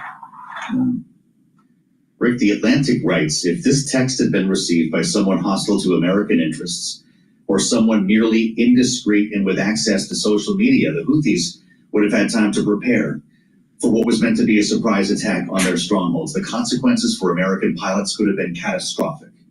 Is that alarmist or is that honest? Yeah, look, I think that is there's no way that they infiltrated the Pentagon's app. Come on. I think it's just what Jeannie said was being asked about in the House today. Did they have the means to be able to do harm to our pilots? Yes. And another thing, that we were after a specific target. It was mentioned in the Signal chat. I mean, if that person knows that they got planes in the air coming for him and he's got an hour's notice, he's going to go hide in the butter somewhere. Yeah, time to move.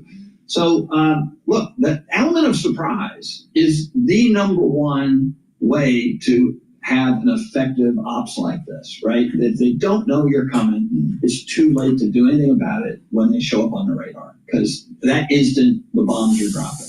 And so I think it's incumbent upon everybody. I mean, like, we want to have people in high office who feel responsible for the lives of the service members that are put in harm's way. That should be the number one. I'll tell you, so in a generic way, he's right. But the thing is he's not getting into the details, because the devil's always in the details. Always in the details. The app was approved. End-to-end encryption. It can be used. It was on government devices. So there was nothing wrong with them using it. The problem comes in is how did a reporter get on the chain? the group chain, the group chat group. How did that happen? Now, they didn't do anything. Pete Hegseth didn't do anything illegally. And not only that, it's an approved devices and an approved end-to-end encryption app. Now, if it was to get leaked to the Houthis, it would have been out of that 19, I think there were 19 people in that group chat. One of those 19 would have had it leaked to the Houthis. And there was only one person that wasn't a government official. And that was the Atlantic reporter. So if it was to be leaked, it would have had to been one of those 19 members. I think it was 19. Maybe there was 29, but I thought I saw the word. I thought I saw the number 19. The chances of it being leaked from the actual principals that were working for the government is like really small probability, right? Like super small. So it would have to be the Atlantic that leaked it. So let's just use some common sense here.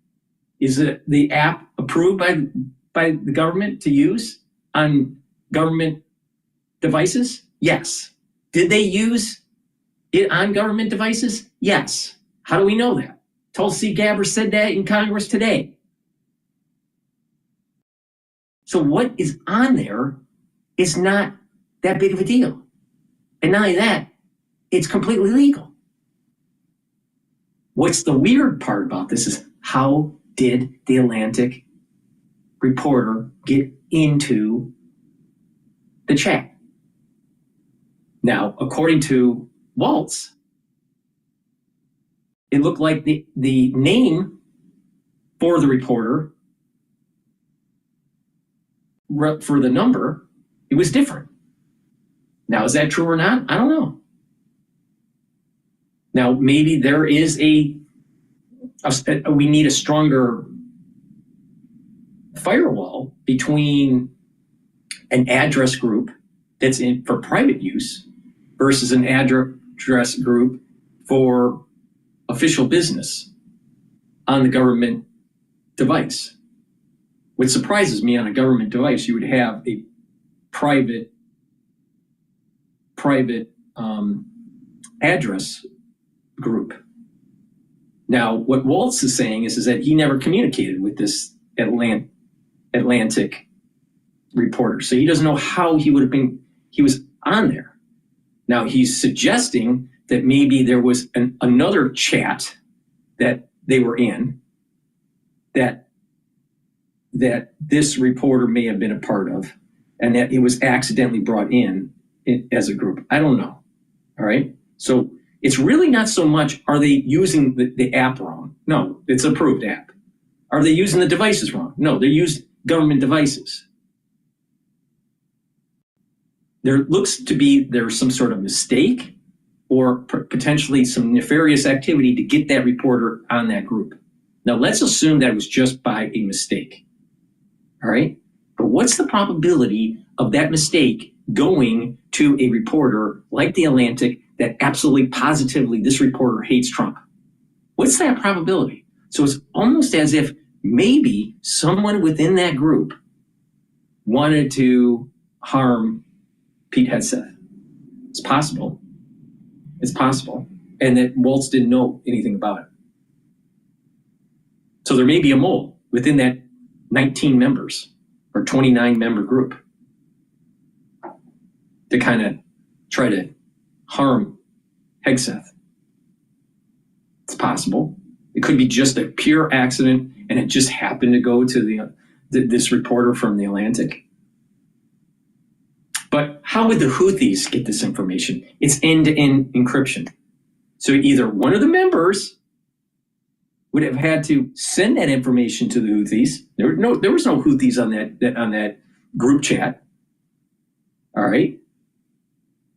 Or the Atlantic reporter would have sent it. And now, obviously, I don't think that the Atlantic reporter would have sent that information, even though he hates Trump, to the Houthis. I doubt that. All right. So this is the problem with this these talking heads on Bloomberg. They don't look at the details. You know, he doesn't even have he couldn't even say if it was Signal or if it's Snapchat or blah, blah, blah.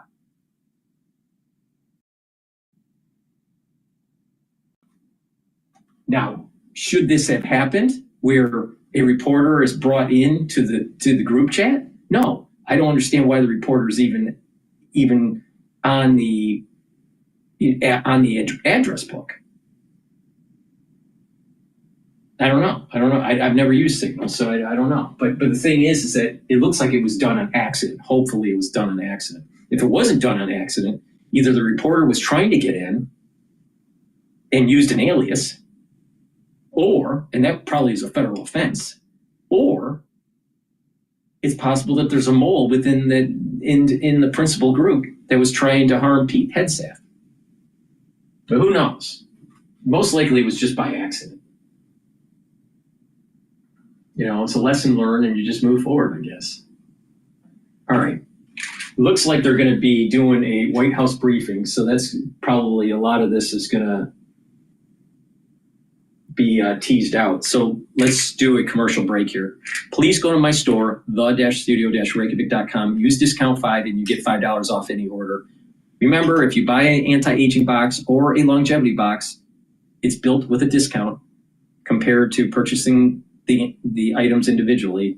So it behooves you to actually buy an anti-aging box or a longevity box. But if you don't want to do that and you just want to buy individual products and stack yourself, you know, in a certain combo, that's a great way to get healthy too. Ubiquinol is a strong antioxidant. It's going to soak up free radicals. Ubiquinol is the most bioavailable form of CoQ10 that you can purchase. Ubiquinol will help to boost up your energy levels because it's going to improve the mitochondrial health. And ubiquinol helps to protect your neurons. That's really important when you get to age 40. All right? You need to protect your neurons. My dad passed away recently from dementia. All right? You want to protect your neurons the best way that you can. All right? And one supplement that's very important to protect your neurons is ubiquinol. Take it every day. Now, NAD plus supplement is going to help to boost up your NAD plus levels. NAD plus helps with your energy levels. It also helps with repairing DNA, cellular DNA, and mitochondrial DNA. So NAD plus will help to repair DNA damage. And NAD plus will help to protect neurons. So a great stack for neural protection is taking the NAD plus and the ubiquinol. Another great neural stack would be NAD plus ubiquinol and clarity factor, or NAD plus ubiquinol and C60. So please go to my store, the-studio-reykjavik.com, and get the NAD plus and the ubiquinol. Get the stack, protect your neurons, heal your DNA damage, including your mitochondrial DNA, soak up free radicals, boost up those energy levels, protect those neurons. Really important. Please go to my store, the-studio-reykjavik.com. Okay. Senator Elizabeth Warren, in an interview with Bloomberg, now calling for the SecDef to resign. Kaylee, and you know what no one's talking about today is the X date. Well, yeah, the Congressional Budget Office perhaps being drowned out by the drama around the Signal chat. But yes, they say there is a risk that the United States could default on its debt as early as August, potentially even earlier. It's going to depend on what the receipts actually look like at the end of this tax season. And that obviously fits into the debt ceiling debate that is ongoing on Capitol Hill as Republicans are pushing to include that in budget reconciliation. The problem is, while Republicans may want to focus their time talking to reporters about that, they're faced with questions today about this Signal chat. And it's not just Elizabeth Warren who's calling for Hegseth's resignation. You have the likes of Senator Mark Kelly as well. So far, though, no Republicans are saying the same. That's correct. So we're going to have more of David Burr's exclusive sit-down with Senator Elizabeth Warren a little bit later on this hour. On this day, we got the X date from the Congressional Budget Office. We'll talk to Douglas Holtz-Eakin, who used to run the CBO. And if I dare add another iron to the fire here, Kaylee, Donald Trump says he could announce auto tariffs as soon as today. Yeah, according to Bloomberg's reporting, we'll have the latest on that as well. Keeping in mind, he did say earlier this week it could be coming in the coming days. That's right. So we'll be on watch for that. We are expecting a White House press briefing to take place at some point this afternoon. We're supposed to be scheduled for the top of this hour, but the White House has not yet resumed that, as we're waiting for the Vice President, J.D. Vance, to speak with Quantico as well. So a lot to follow today, obviously, on this Wednesday, just like there's a lot to follow in financial markets. Luckily, Charlie Pellet has that job, and he will check on those for us now from New York. Hey, Charlie. Hi, thank you very much, Kayla Lyons. Indeed, me and the team, we got you covered here with the Dow, the S&P, NASDAQ, all very much in the red. Certainly tariff angst roiling markets today. The Dow, the S&P, NASDAQ, all declining. All of the stocks lower as well. Right now, the S&P down 58, drop there of 1%. We've got the Dow Jones Industrial Average down 99, decline of 0.2%. On NASDAQ is lower by 337 now, down 1.9%. Tech stocks getting hit hard today. The Russell 2000 index of small cap shares lower by 1%. 10-year at 4.33% of the 2-year that's currently yielding 4.00%. Gold, little change, down 0.1%, 3,015 the ounce. Gold down $4. West Texas Intermediate crude up 1.1%, 69.78 a barrel. And Bitcoin now down 1.5%, 86,541 on Bitcoin. Rivian Automotive is spinning out of business. It will develop small electric vehicles designed for short trips. The new micro-mobility company, known as Also, is launching with $105 million in funding from Rivian and venture capital firm Eclipse. Rivian shares, they're down today with other automakers. Rivian down now by 1.2%. Rival Tesla down 5.7%. GM lower now by 1%. Ford down 0.8%. Stellantis down by 1.4%. Stay with Bloomberg for the latest on tariffs. Again, recapping here, S&P down by 1%. Balance of Power continues right now. Back we go to Washington. Once again, your hosts, here they are, Joe Matthew and Haley Lyons. All right, Charlie Pellet in New York, thank you so much. Myself and Joe Matthew in Washington, where the entire city remains captivated for now a third day by the Signal Gate story, as it's being called, which has some new developments today after the Atlantic decided, after not publishing on Monday the specific details shared by the Defense Secretary Pete Hegseth in regard to planning strikes in Yemen, to do so today after repeated statements from the Trump administration and officials who were involved in this signal chat that no classified information had been shared and no war plans were discussed. Enter the receipts, including screenshots of the signal chat in which, for one example, Pete Hegseth says 13:45. Trigger-based F-18 first strike window starts, target terrorist at his known location, should be on time. Also strike drones launched, MQ-9s, those are Reaper drones. Joe, and this of course is after the Director of National Intelligence, Tulsi Gabbard, the CIA Director, John Ratcliffe, had suggested in testimony yesterday that no targets were named, no times were given. You know, the thing is that, even that report, saying that they shared this information, the attack plan on Signal. Signal is a approved communication. That's the point. The big issue is, how did the reporter get on the chat? Now, is it by just accident, or was there some sort of nefarious thing going on, either by the reporter or someone within, the official group that was working at the government? I'm sure, it would be surprising that there's a mole. It's hard to believe this is all by accident, but the thing is, it could be. But why is it at the Atlantic one and not maybe a CNN reporter or a Fox News reporter? It's odd, but I'm sure that the Houthis didn't have any access to asked, did this conversation include information on weapons packages, targets, or timing? They both said no. Do we now believe that the answer is yes? The receipts certainly show that, and they were asked yesterday, did this include any classified information? They denied there was any classified information in this exchange that was happening, and that's when you saw the Atlantic, which initially said, no, we're not going to publish. The back and forth here said, okay, we're going to go out and put this forward and let the people decide for themselves, where this information, the sensitivities around this information. Gabbard today is back on the Hill testifying in front of the House, really inconvenient timing for her, but she is now pointing to, oh, well, look, Pegasus was there. He was sharing this information. He has the ability to classify and declassify information. So therefore, nothing wrong was done. That's her argument. It's the same argument that people may remember from a couple of years ago when classified information was seized. But it's also that the Signal app is approved for end-to-end encryption on government devices. Don't forget that.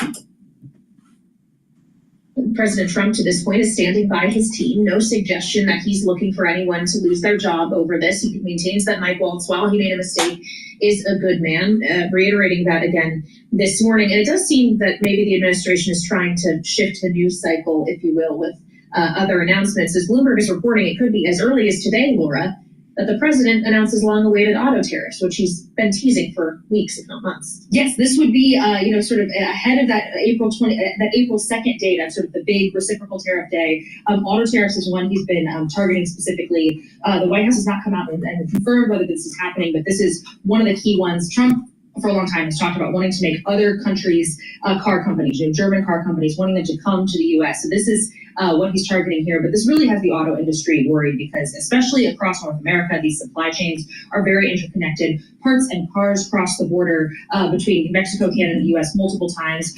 Car dealers are warning that this could cause the prices of cars to go up by tens of thousands of dollars in some cases. So this really has markets down sharply after this story popped on the wire earlier today. Well, I guess, if there is news, we'll bring it to you here on Bloomberg. Hard to tell if that's actually going to happen today when it comes to tariffs. We do have an X date, though. Well, we have an X date window from the CBO, the Congressional Budget Office, telling us it's going to be August, maybe September, when we hit the debt ceiling here. Of course, we are already under extraordinary measures here. The Treasury Department, we're talking about extraordinary measures probably exhausted in August or September of 2025. That's better than May, which some had feared. Does it help to add some urgency to this conversation? It does. And I'll note that CBO said that if tax receipts don't come in as expected, whether that's because the economy takes a downturn and as a result of all this tariff business, or if the IRS has had a bunch of workers laid off, people are the IRS is warning that people could try to cheat on their taxes more. If tax receipts are down, CBO says we could be in May facing a potential breach of the debt ceiling. So that's a lot of pressure on lawmakers who are talking about putting this in that bigger tax bill. So the House has sort of moved on this. The Senate is now negotiating. John Thune came out last night and said, yes, we think that we're forming some consensus around putting the debt ceiling in the tax bill.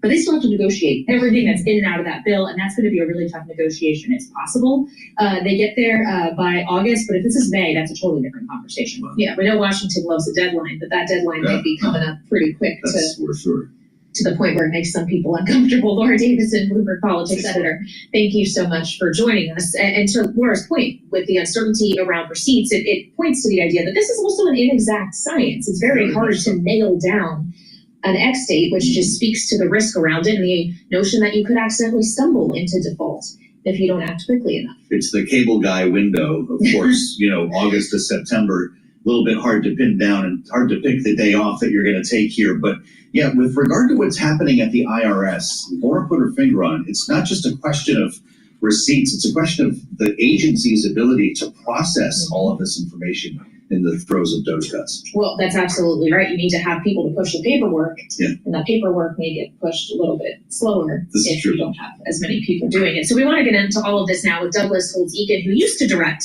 the Congressional Budget Office that we've been speaking about. He's now president of the American Action Forum, here with us on Bloomberg TV and radio. Douglas, always good to have you on Balance of Power. As the CBO says, August to September is the window they would guess for now, but there's a risk it is months earlier than that. What would you put the odds around the X date actually being sooner than late summer? I think we're going to know pretty quickly. There are persistent rumors that receipts are coming in lower than expected.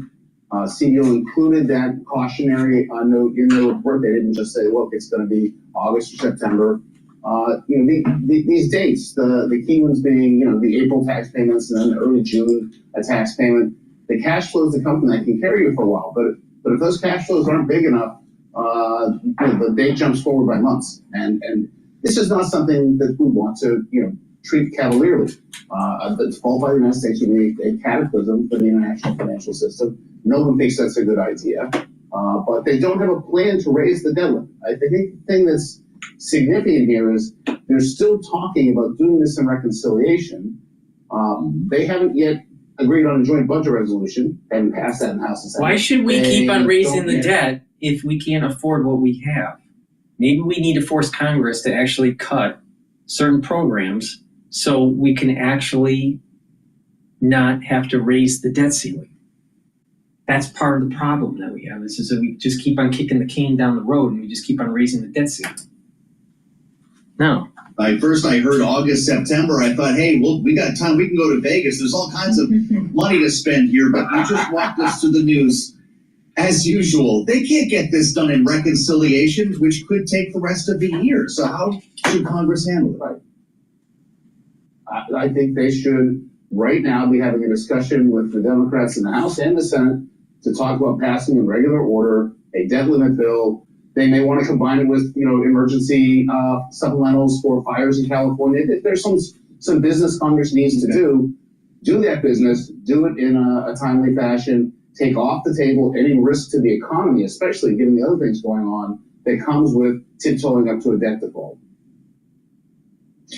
Well, okay, so if ultimately we're talking about tiptoeing here, when they're talking about an accelerated timeline that they want to get this done, who are you going to be watching? Is this ultimately a Senate issue, Douglas? Is this the House issue? Because they're talking about coming more into alignment here, and yet we know even just within the individual conferences in each of those chambers, Republicans can sometimes have difficulty with one another.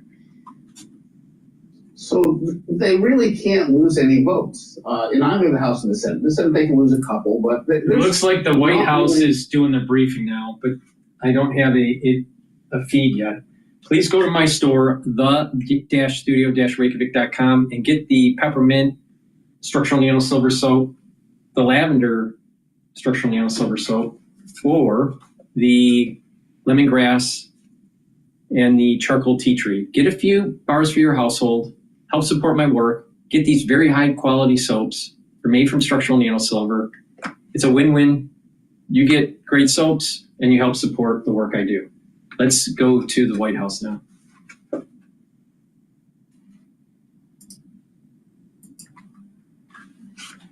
The highest military honor. Beautiful picture. The president also signed a historic executive order to protect the integrity of American elections by strengthening voter citizenship verification and banning foreign nationals from interfering in U.S. elections. These are the common sense solutions that only Democrats could oppose. But voters deserve elections they can trust, and critical confidence is being restored thanks to President Trump's leadership. Later this afternoon in the East Room, President Trump will mark Women's History Month by honoring the exceptional women around our country, including the highly talented women in his administration and his cabinet. And on an additional scheduling update, the president will hold a press conference in the Oval Office today at 4:00 p.m. to announce tariffs on the auto industry. And I will leave that to him to make that announcement later. Unfortunately, all of this good is happening for our country. This administration is working hard on behalf of the American public every day, but the mainstream media continues to be focused on a sensationalized story from the failing Atlantic magazine that is falling apart by the hour. Here are the facts. The National Security Advisor has taken responsibility for this matter, and the National Security Council immediately said, alongside the White House counsel's office, that they are looking into how a reporter's number was inadvertently added to this messaging thread. We have said all along that no classified material was sent on this messaging thread. There were no locations, no sources or methods revealed, and there were certainly no war plans discussed. The Atlantic has even admitted this themselves. Their release of these internal messages validates the truth, which we have been saying all along. If this story proves anything, it proves that Democrats and their propagandists in the mainstream media know how to fabricate, orchestrate, and disseminate a misinformation campaign quite well. And there's arguably no one in the media who loves manufacturing and pushing hoaxes more than Jeffrey Goldberg. Goldberg is an anti-Trump hater. He is a registered Democrat. Goldberg's wife is also a registered Democrat and a big Democrat donor who used to work under who? Hillary Clinton.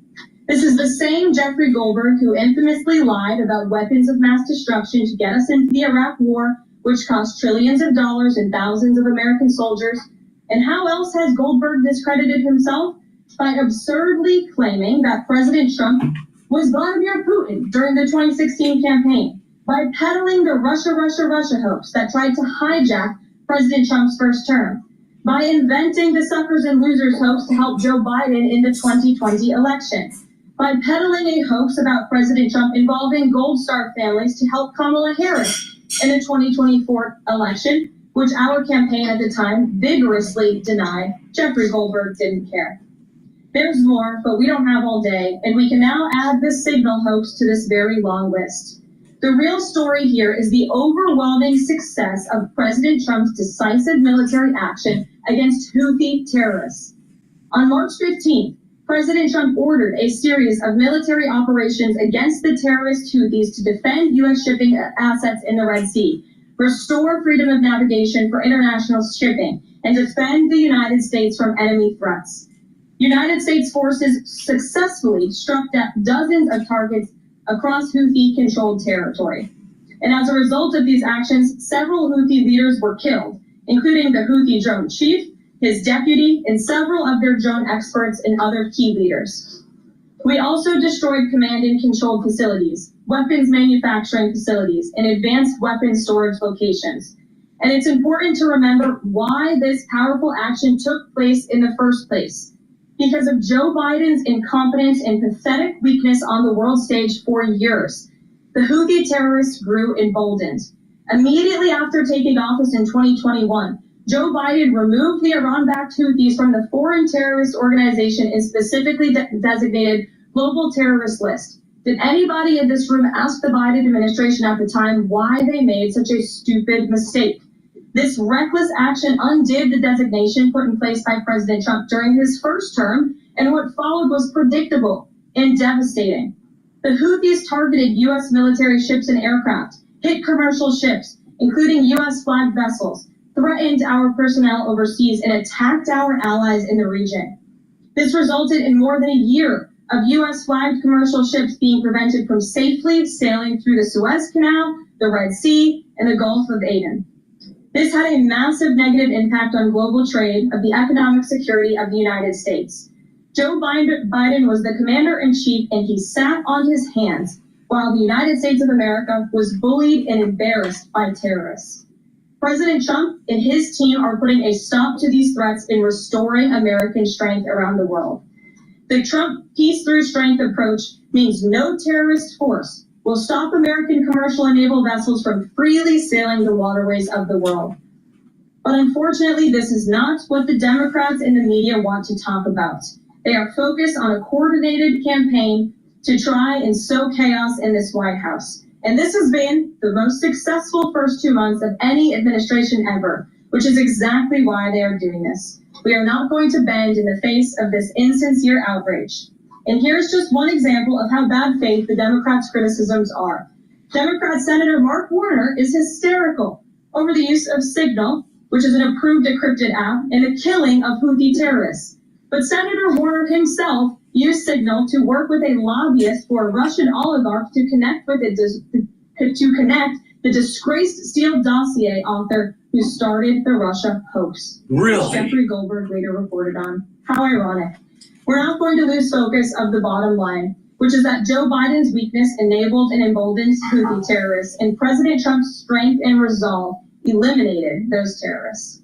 Here in our new media seat today, we have Lindsay Keith. She is the managing editor for Merit TV and serves as their White House correspondent. Merit TV launched 1 year ago and creates and distributes content across diverse platforms. We're glad to have you with us. Before we go to that question, please go to my store, the-studio-reykjavik.com, and get the Max 14 or the Max 35. Take a teaspoon a day, switch it in your mouth, gargle 20 seconds or so, and then swallow to help boost up your innate immune system. Please go to my store, the-studio-reykjavik.com, and get the Max 14 or Max 35. I take it every day. If you're not feeling well, take a tablespoon or two a day. And then once you feel better, go back to your maintenance dose.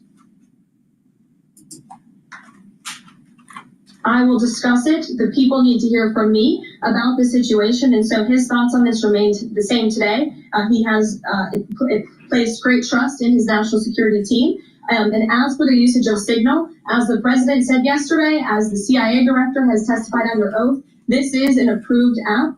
It's an encrypted app. The Department of Defense, the Department of State, the CIA has it loaded onto government phones because it is the most secure and efficient way to communicate. As for, again, the original situation in this messaging thread, the National Security Council, the White House counsel's office continues to look in to how this mistake, which the National Security Advisor has owned, occurred. And the president has ensured they are doing that. On the economy, consumer confidence hit a 4-year low this month. Can you help explain to the American people how tariffs will help them in the long run? Yeah, absolutely. And I'm grateful for the question. The American public will hear later this afternoon from the president directly on the topic of tariffs. And as you all know, April 2nd day, President Trump has proudly dubbed it Liberation Day for our country. What he means by that is it will be a day where the United States of America will no longer be ripped off by nations around this world. It will be a day where Americans finally see free and fair trade practices restored. We are no longer going to allow our allies, our competitors, and our adversaries to take advantage of American workers. And if you think about your hometown and the state that you grew up, Main Street looks a lot different today than it did many years ago, and President Trump wants to restore America as a manufacturing superpower around the globe. He wants products to be made right here in our great country with great, hardworking American hands that will ultimately result in higher wages and more money in the pockets of the American people. And he's also, in addition to tariffs, also determined to pass tax cuts later this year, as he did successfully in his first term, to put even more money back into the pockets of hardworking Americans. Peter. If I can ask you very quickly about the information we've seen, just to set the predicate office. Has the president been briefed and physically seen you've seen all the details of the chat as printed by the I MSA? just spoke to the president about it, yes. And let me ask you if I can very quickly. In the chat, Pete Hegseth, the defense secretary, details F-18s, Tomahawks, some of the weapons that were used. He details the timing involved for this, all of which occurred 31 minutes before, as he says, F-18s would launch. The DoD manual details classified information as significant military plans, saying that is secret, but that's classified. So what about, there are no methods, there are no sources, but that's not what determines what's classified. So what is it about what Pete Hegseth wrote that makes you say this is not classified? Well, it's not just me saying that, Peter. It's the Secretary of Defense himself who is saying this as well. And he put out a very strong statement earlier today listing all of the things that were not included in that message that he sent to the group. And again, so basically how this works is that if there's going to be a strike on an enemy, and the Department of Defense says, you know what? I don't want to classify this. I'm just going to telegraph it to the world. He can do that. It's in his privy. See, here's the problem is that the deep state doesn't like you not doing the way they want things done. He has authority to declassify. And they should be trusted with that. To be clear, Americans can make the decision for themselves, but whether it is you said it's not war plans. Would you characterize these as military plans, military operation plans? I would characterize this messaging thread as a policy discussion, a sensitive policy discussion, surely, amongst high-level cabinet officials and senior staff. And I'm so glad, Peter, that you said the American public can decide for themselves, because I think the American public can decide for themselves based on the outcome of this operation. And what happened in this operation? Terrorists that were allowed to run wild by the Biden administration were killed because of the direction and the determination of this president and his team. And this message also shows, this messaging thread also proved that President Trump has an incredibly dynamic team who is working incredibly hard, flying all over. None of that. The text didn't say specifically what exactly the strike package was. Like how many bombs are going to be used or missiles and what the GPS coordinates are and all this. They didn't do that. It was more generic. It did have some granularity in terms of certain planes. They didn't say how many planes. They didn't say where their location was or anything like that in specific terms. And what is interesting is to see the juxtaposition between Live Now, which is covering what's going on with Signal, at the White House, but Bloomberg is more focused on the auto tariffs. All right? So this whole thing is going to change in the news radically once Trump mentions auto tariffs. Various reasons he listed things that were not included in that messaging thread, that were not classified. And again, going back to the American public, do you trust the Secretary of Defense, who was nominated for this role, voted by the United States Senate into this role, who has served in combat, honorably served our nation in uniform? Or do you trust Jeffrey Goldberg, who is a registered Democrat and an anti-Trump sensationalist reporter? This president and this national security team are putting our national security and the American people first. We are restoring American strength around the world, and the results of this operation speak for themselves. Putting aside Jeffrey Goldberg, though, just for American service members who are going to have to carry out these missions in the future, what I guess the message that's coming from the response to all this that we're hearing is that nothing sensitive happened, and I guess the logical conclusion of that is that if these messages had gone out publicly prior to the launch, that wouldn't have been a risk to service members. I don't know that they're comfortable with that. So can you explain, had these messages been published, would the plans have moved forward? Would the launch have still taken off? What I can tell you is that the president, as the commander-in-chief of our United States Armed Forces, and Secretary Pete Hegseth, who is an incredible man and a warfighter himself, take the lives of our American service members with the utmost responsibility, and they would never do anything. The bottom line is this. It was under a end-to-end encryption. Only people in the chat could see it. All right? So there was no way that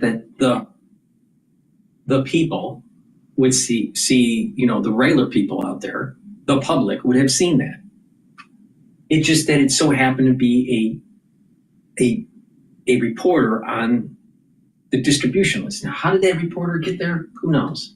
Please go to my store, the-studio-reykjavik.com. Get the multivitamin that I offer. This is a great multivitamin as cofactors for proper enzymatic activity. It's easy to digest. It's a great foundation for your health protocol. Please go to my store, the-studio-reykjavik.com. You can see on the list here what's in the multivitamin. You can go on my store and read the label more carefully. But this is a great base to build off of for your health protocol. Also, get the vitamin C with magnesium to boost up your immune system. It also helps with your skin. If you're not feeling well, take a double dose. Make sure you drink it with water because it's water soluble. And magnesium and zinc also helps to boost up your immune system. If you're not feeling well, take a double dose. Take one dose in the morning, take one dose in the evening. If you're feeling better, just go back to one dose a day. You can stack these together to help with your immune system. Really important. And better yet, this is a great stack. Multivitamin, vitamin C, and magnesium and zinc all together as a stack to have the proper enzymatic activity, to have the multivitamins that you need as a foundation and to boost up your immune system. Use discount 5 and you get $5 off. It's discount, all caps, number 5, and you get $5 off.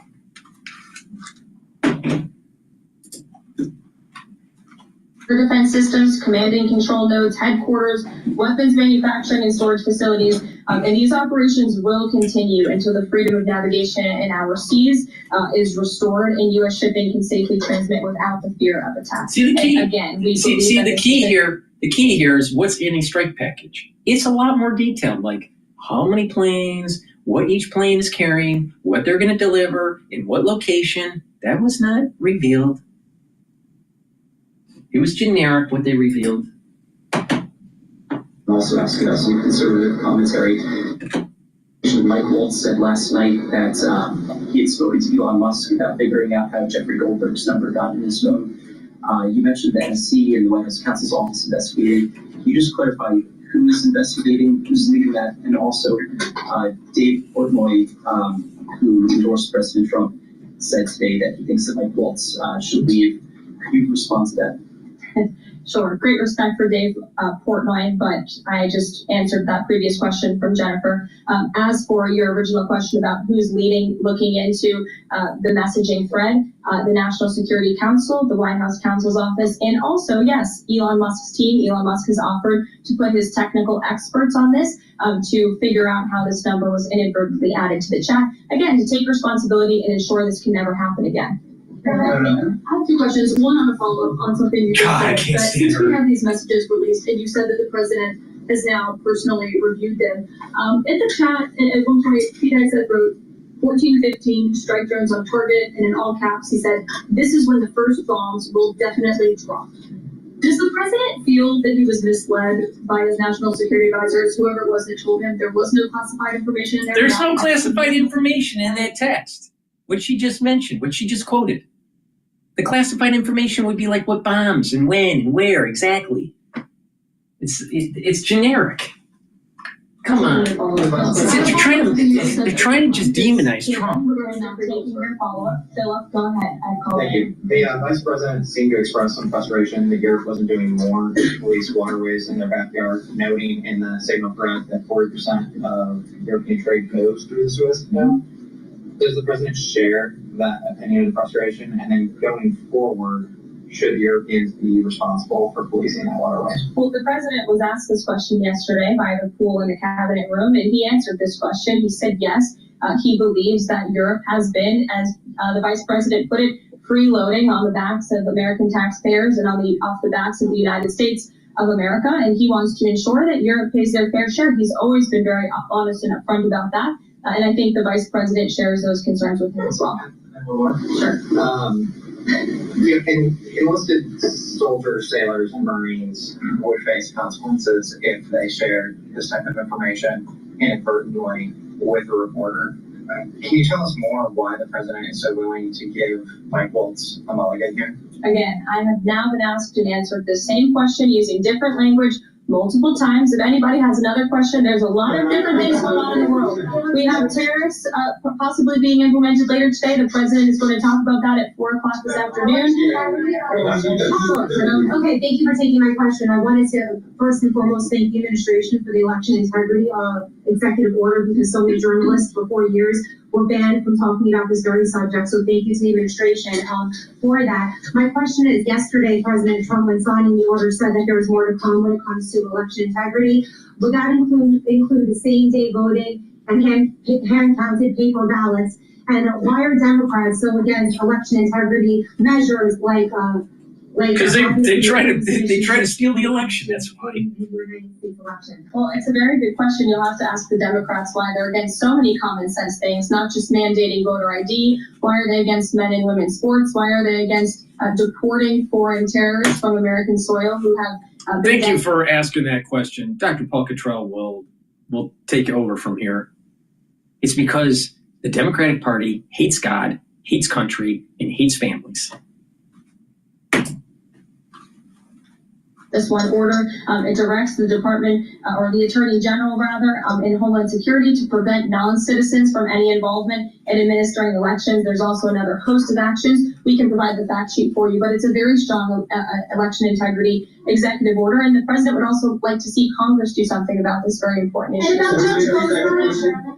Sure, go ahead. Caroline, the Republicans and Democrats alike have been expressing some concern about the frequency with which senior Trump officials have been using this Signal app.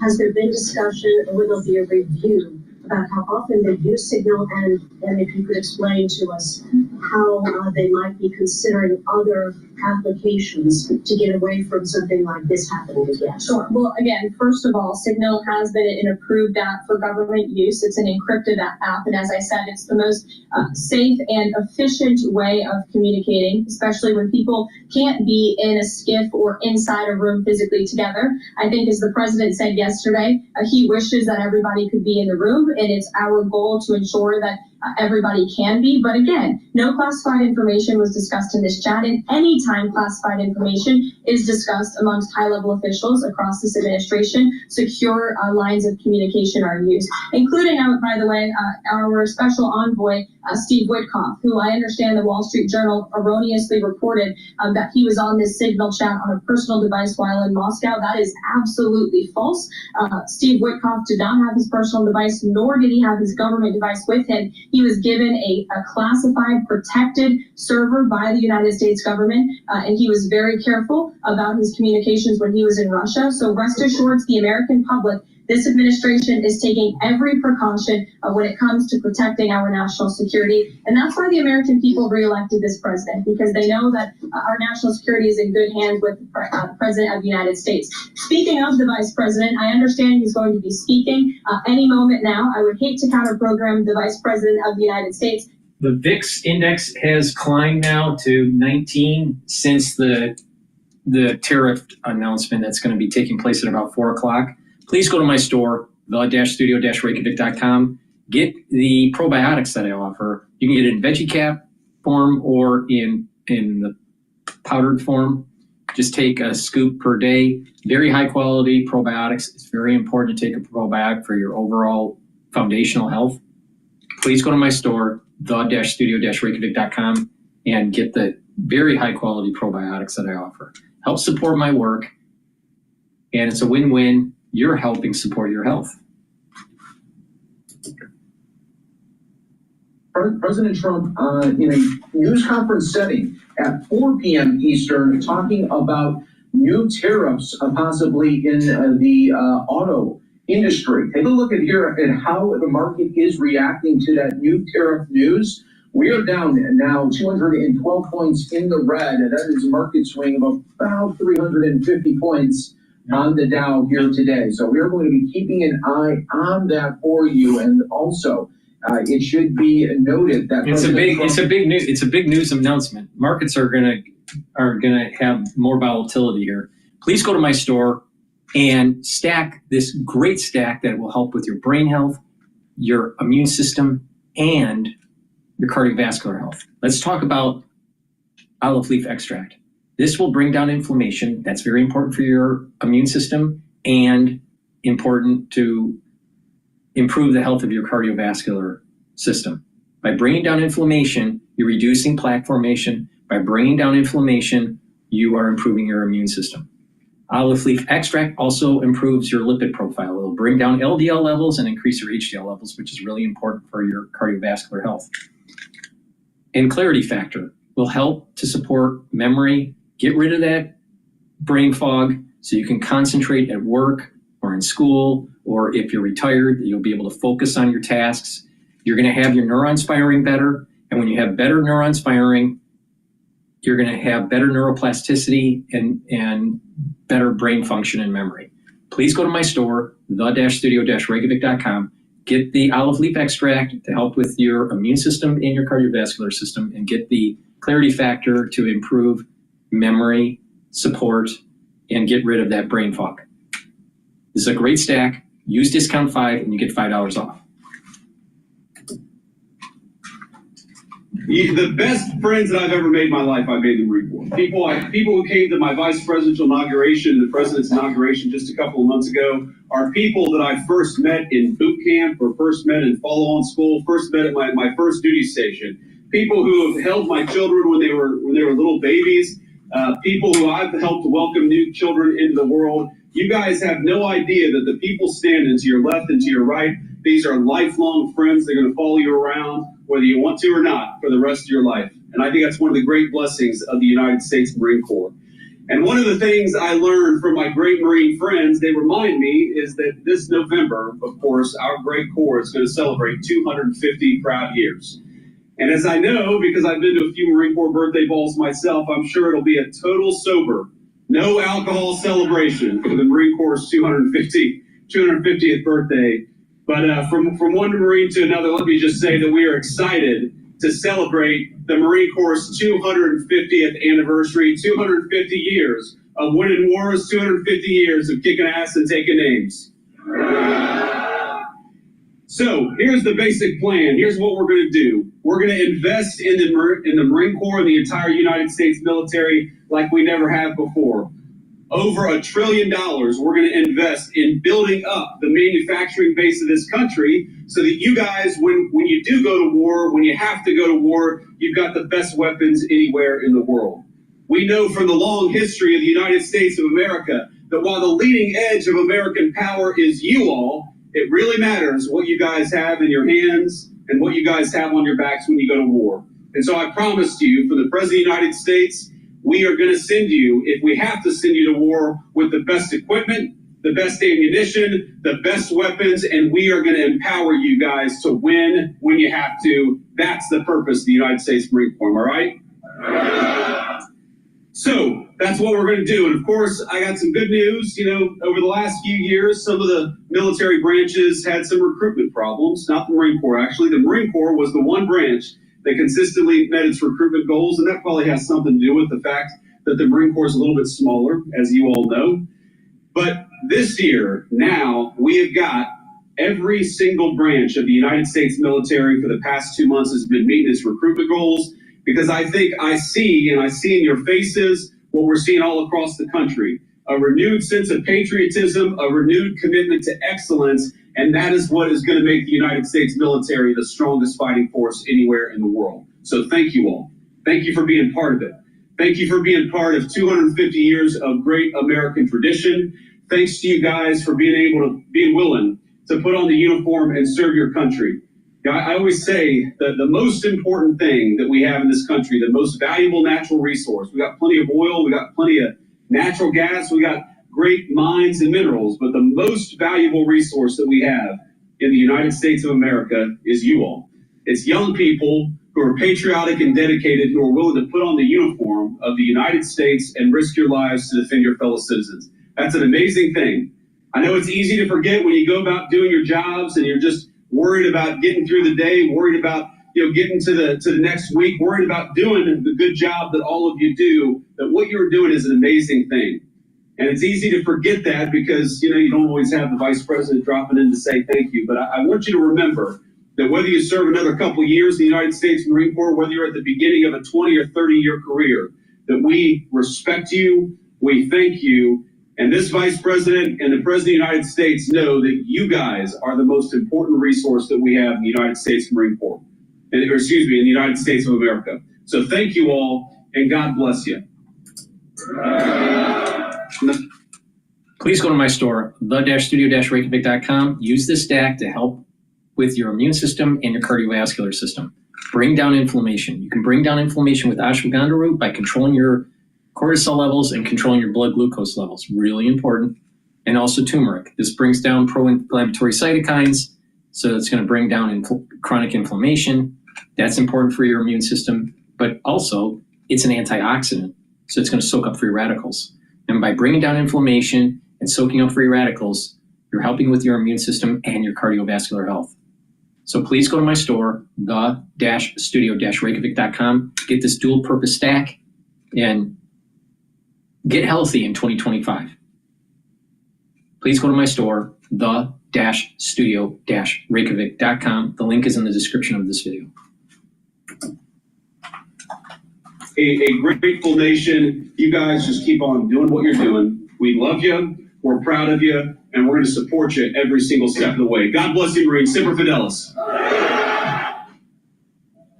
Vice President J.D. Vance talking to his fellow Marines in Virginia and also acknowledging that, quote, the administration is going through something when it comes to this Atlantic piece on the signal warp plans leak. So again, we'll be following the very latest here for you on Live Now from Fox. We are going to hear from President Trump 2 times today. One at 3 p.m. Eastern, that is going to be for the Women's Month event that he will be bringing at the White House. And then at 4 p.m. Eastern, he will be talking about tariffs, and that will be a news conference setting. So we'll have all of that for you coming up here on Live Now from Fox. We'll slide away for a 2-minute break. We'll be back with much more.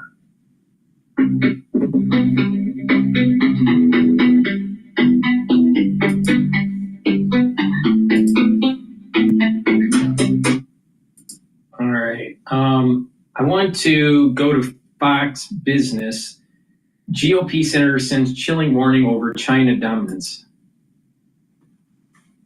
Welcome back. A Chinese delegation set to meet and talk tariffs with Commerce Secretary Howard Lutnick today, along with U.S. Trade Representative Jameson Greer in Washington. Montana Senator Steve Daines recently back from China. He met with the Chinese premier in Beijing, paving the way for a possible U.S.-China summit later this year. The senator pressed Chinese officials, telling them they need to stop the flow of fentanyl precursors, not simply slow them down. Joining me now, the man himself, Montana Senator Steve Daines, just back from China, member of the Senate Foreign Relations Committee. Senator, good to see you. Thank you so much for being here, and thanks for going to China to conduct these meetings. Tell us more about the trip. What do you come back from that meeting with? Well, first of all, when you step back and look at the China-U.S. relationship, economically speaking, our two economies comprise about 43% of the total world economy. But look, at the moment, we've got some serious disagreements. One of the problems we face is a drug war. There's a lot of talk about the trade war that's looming right now with China, but there's a drug war that President Trump is committed to fighting and winning on behalf of the American people, and that's with fentanyl. The Chinese supply the raw material, they call them precursors, to the Mexican cartels, and they generate the fentanyl in Mexico, and that's what's killing nearly 100,000 Americans every year. So I made it very clear that President Trump is fighting a drug war, and we've got to win this war, and we're asking the Chinese to stop the flow of these precursors from China to Mexico. So why do you think it's still going on then? I mean, President Trump has been talking about this for a long time. Why are they still selling the precursors or providing the precursors for fentanyl to the Mexican officials? Well, look, it's a very lucrative business. We need the Chinese government to step up. We need Xi Jinping to publicly say this is over. We are not going to allow these precursors to go to Mexico. They have the No, what it is the Chinese are basically doing the same thing that happened during the Opium War, except they're using fentanyl. Please go to my store, the-studio-reykjavik.com, and get this stack that will help with your bone health and your cardiovascular health. All right? D3, and take it with the K2. Do some resistance training, taking calcium, and it'll help to improve your bone density. But also, D3 and K2 will help with your cardiovascular health, especially if you stack it with nattokinase. Nattokinase will break up clots because it's fibrinolytic, and nattokinase will help to bring down LDL levels and increase your HDL levels.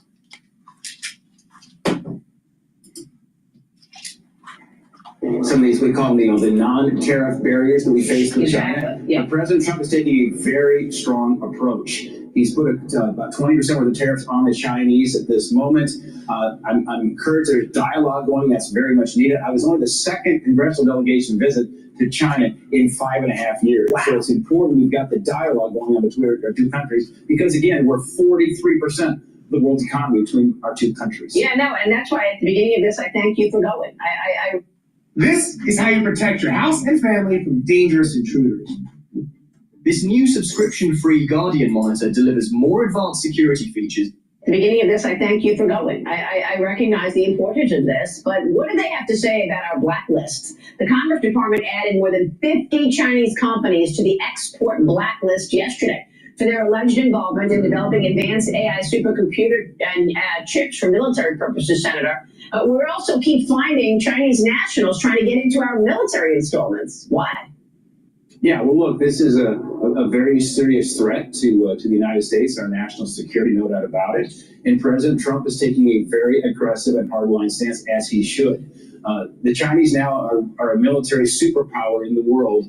That's why it's very important that we have, I'll call it strategic decoupling in terms of this technology and companies that pose a risk to our national security. We also have strategic coupling, as we've got tremendous opportunities for U.S. businesses in China.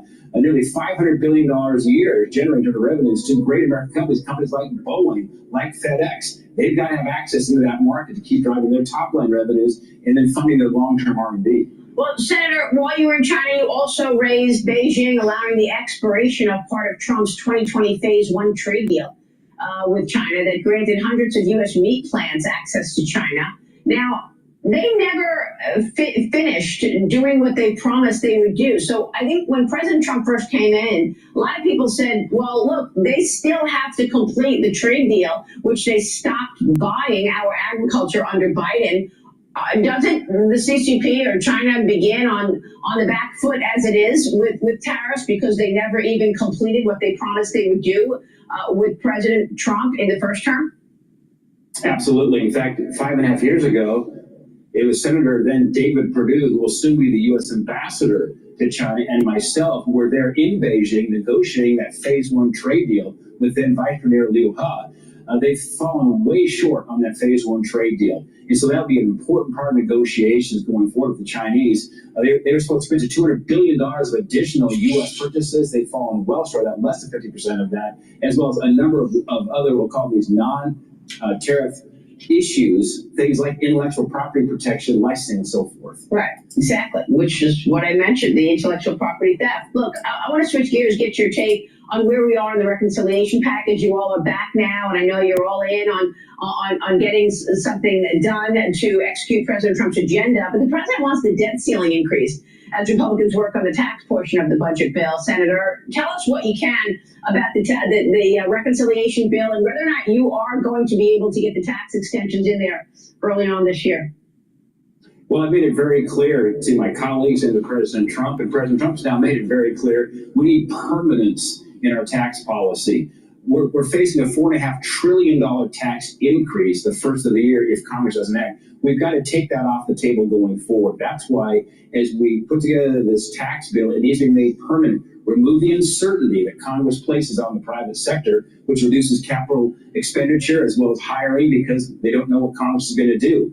And so this is a very significant moment. One of the most important things we got to deliver here in Washington is to make these tax cuts permanent. Regarding the debt ceiling, I think it's probably wise to put that in this bill. Either we're going to pass a debt ceiling increase with Republican votes, or the alternative is negotiate with Chuck Schumer for a debt ceiling increase. And you can see he would exact a huge price in exchange for a debt ceiling increase. That's what we're better off to pass is with Republican votes through the reconciliation process. Well, that's what Nancy Pelosi said the other day. She said something like, I never give anything away for free. And that's what we did with Schumer agreeing to the GOP budget bill to avert a government shutdown. So I don't think they're going to do that again, give something away, quote unquote, for free. But I want to get your take on how this plays out, because I was speaking with one of your colleagues the other day, and she said to me, look, we're talking about 3 bills. And I was thinking, wow, 3 bills. So the first bill is defense and border, and obviously you just said debt ceiling.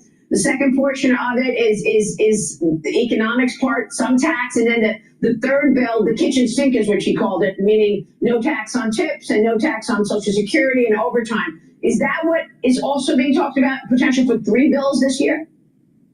Well, there's been a 1 bill, 2 bill, and 3 bill discussion here on Capitol Hill. Look, I think where we're probably going to land is in 1 bill.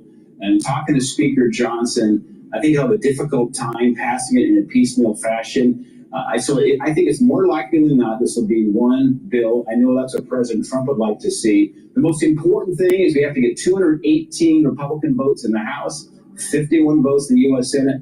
Those are the 2 key numbers. That's what we're focused on, because this 1, 2, or 3 bill is just a means. The end is getting this legislation passed on President Trump's desk. It'll be a tremendous boost to this economy. We can restore certainty in these Trump tax cuts. All right, we will be watching your work. I know it's a big jump. Please go to my store, the-studio-reykjavik.com, and get the second pillar of my core protocol, and it's C60. This is a very strong antioxidant to soak up free radicals. All right? Now, you can get it in avocado oil, MCT coconut oil, or extra virgin olive oil. Now, C60 has to be in an oil for you to be able to absorb it properly.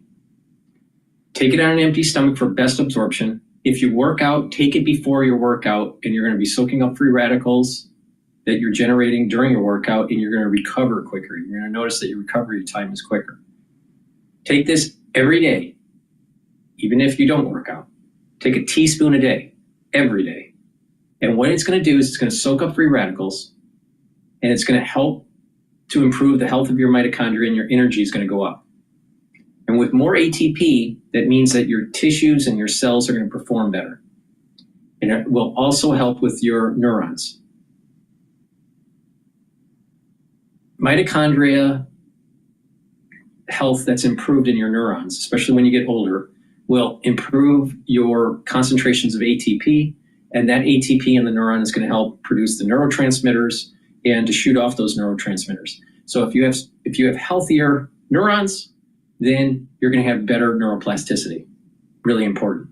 So to improve your different organ systems, including your immune system and your endocrine system and your brain, please go to my store, the-studio-reykjavik.com. Take the C60, take a teaspoon a day every day.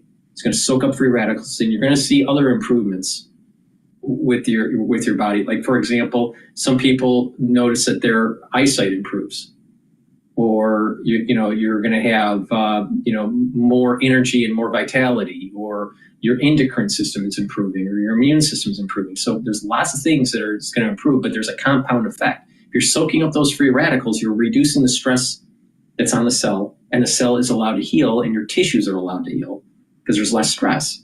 And it just makes sense that your different organ systems are going to perform better.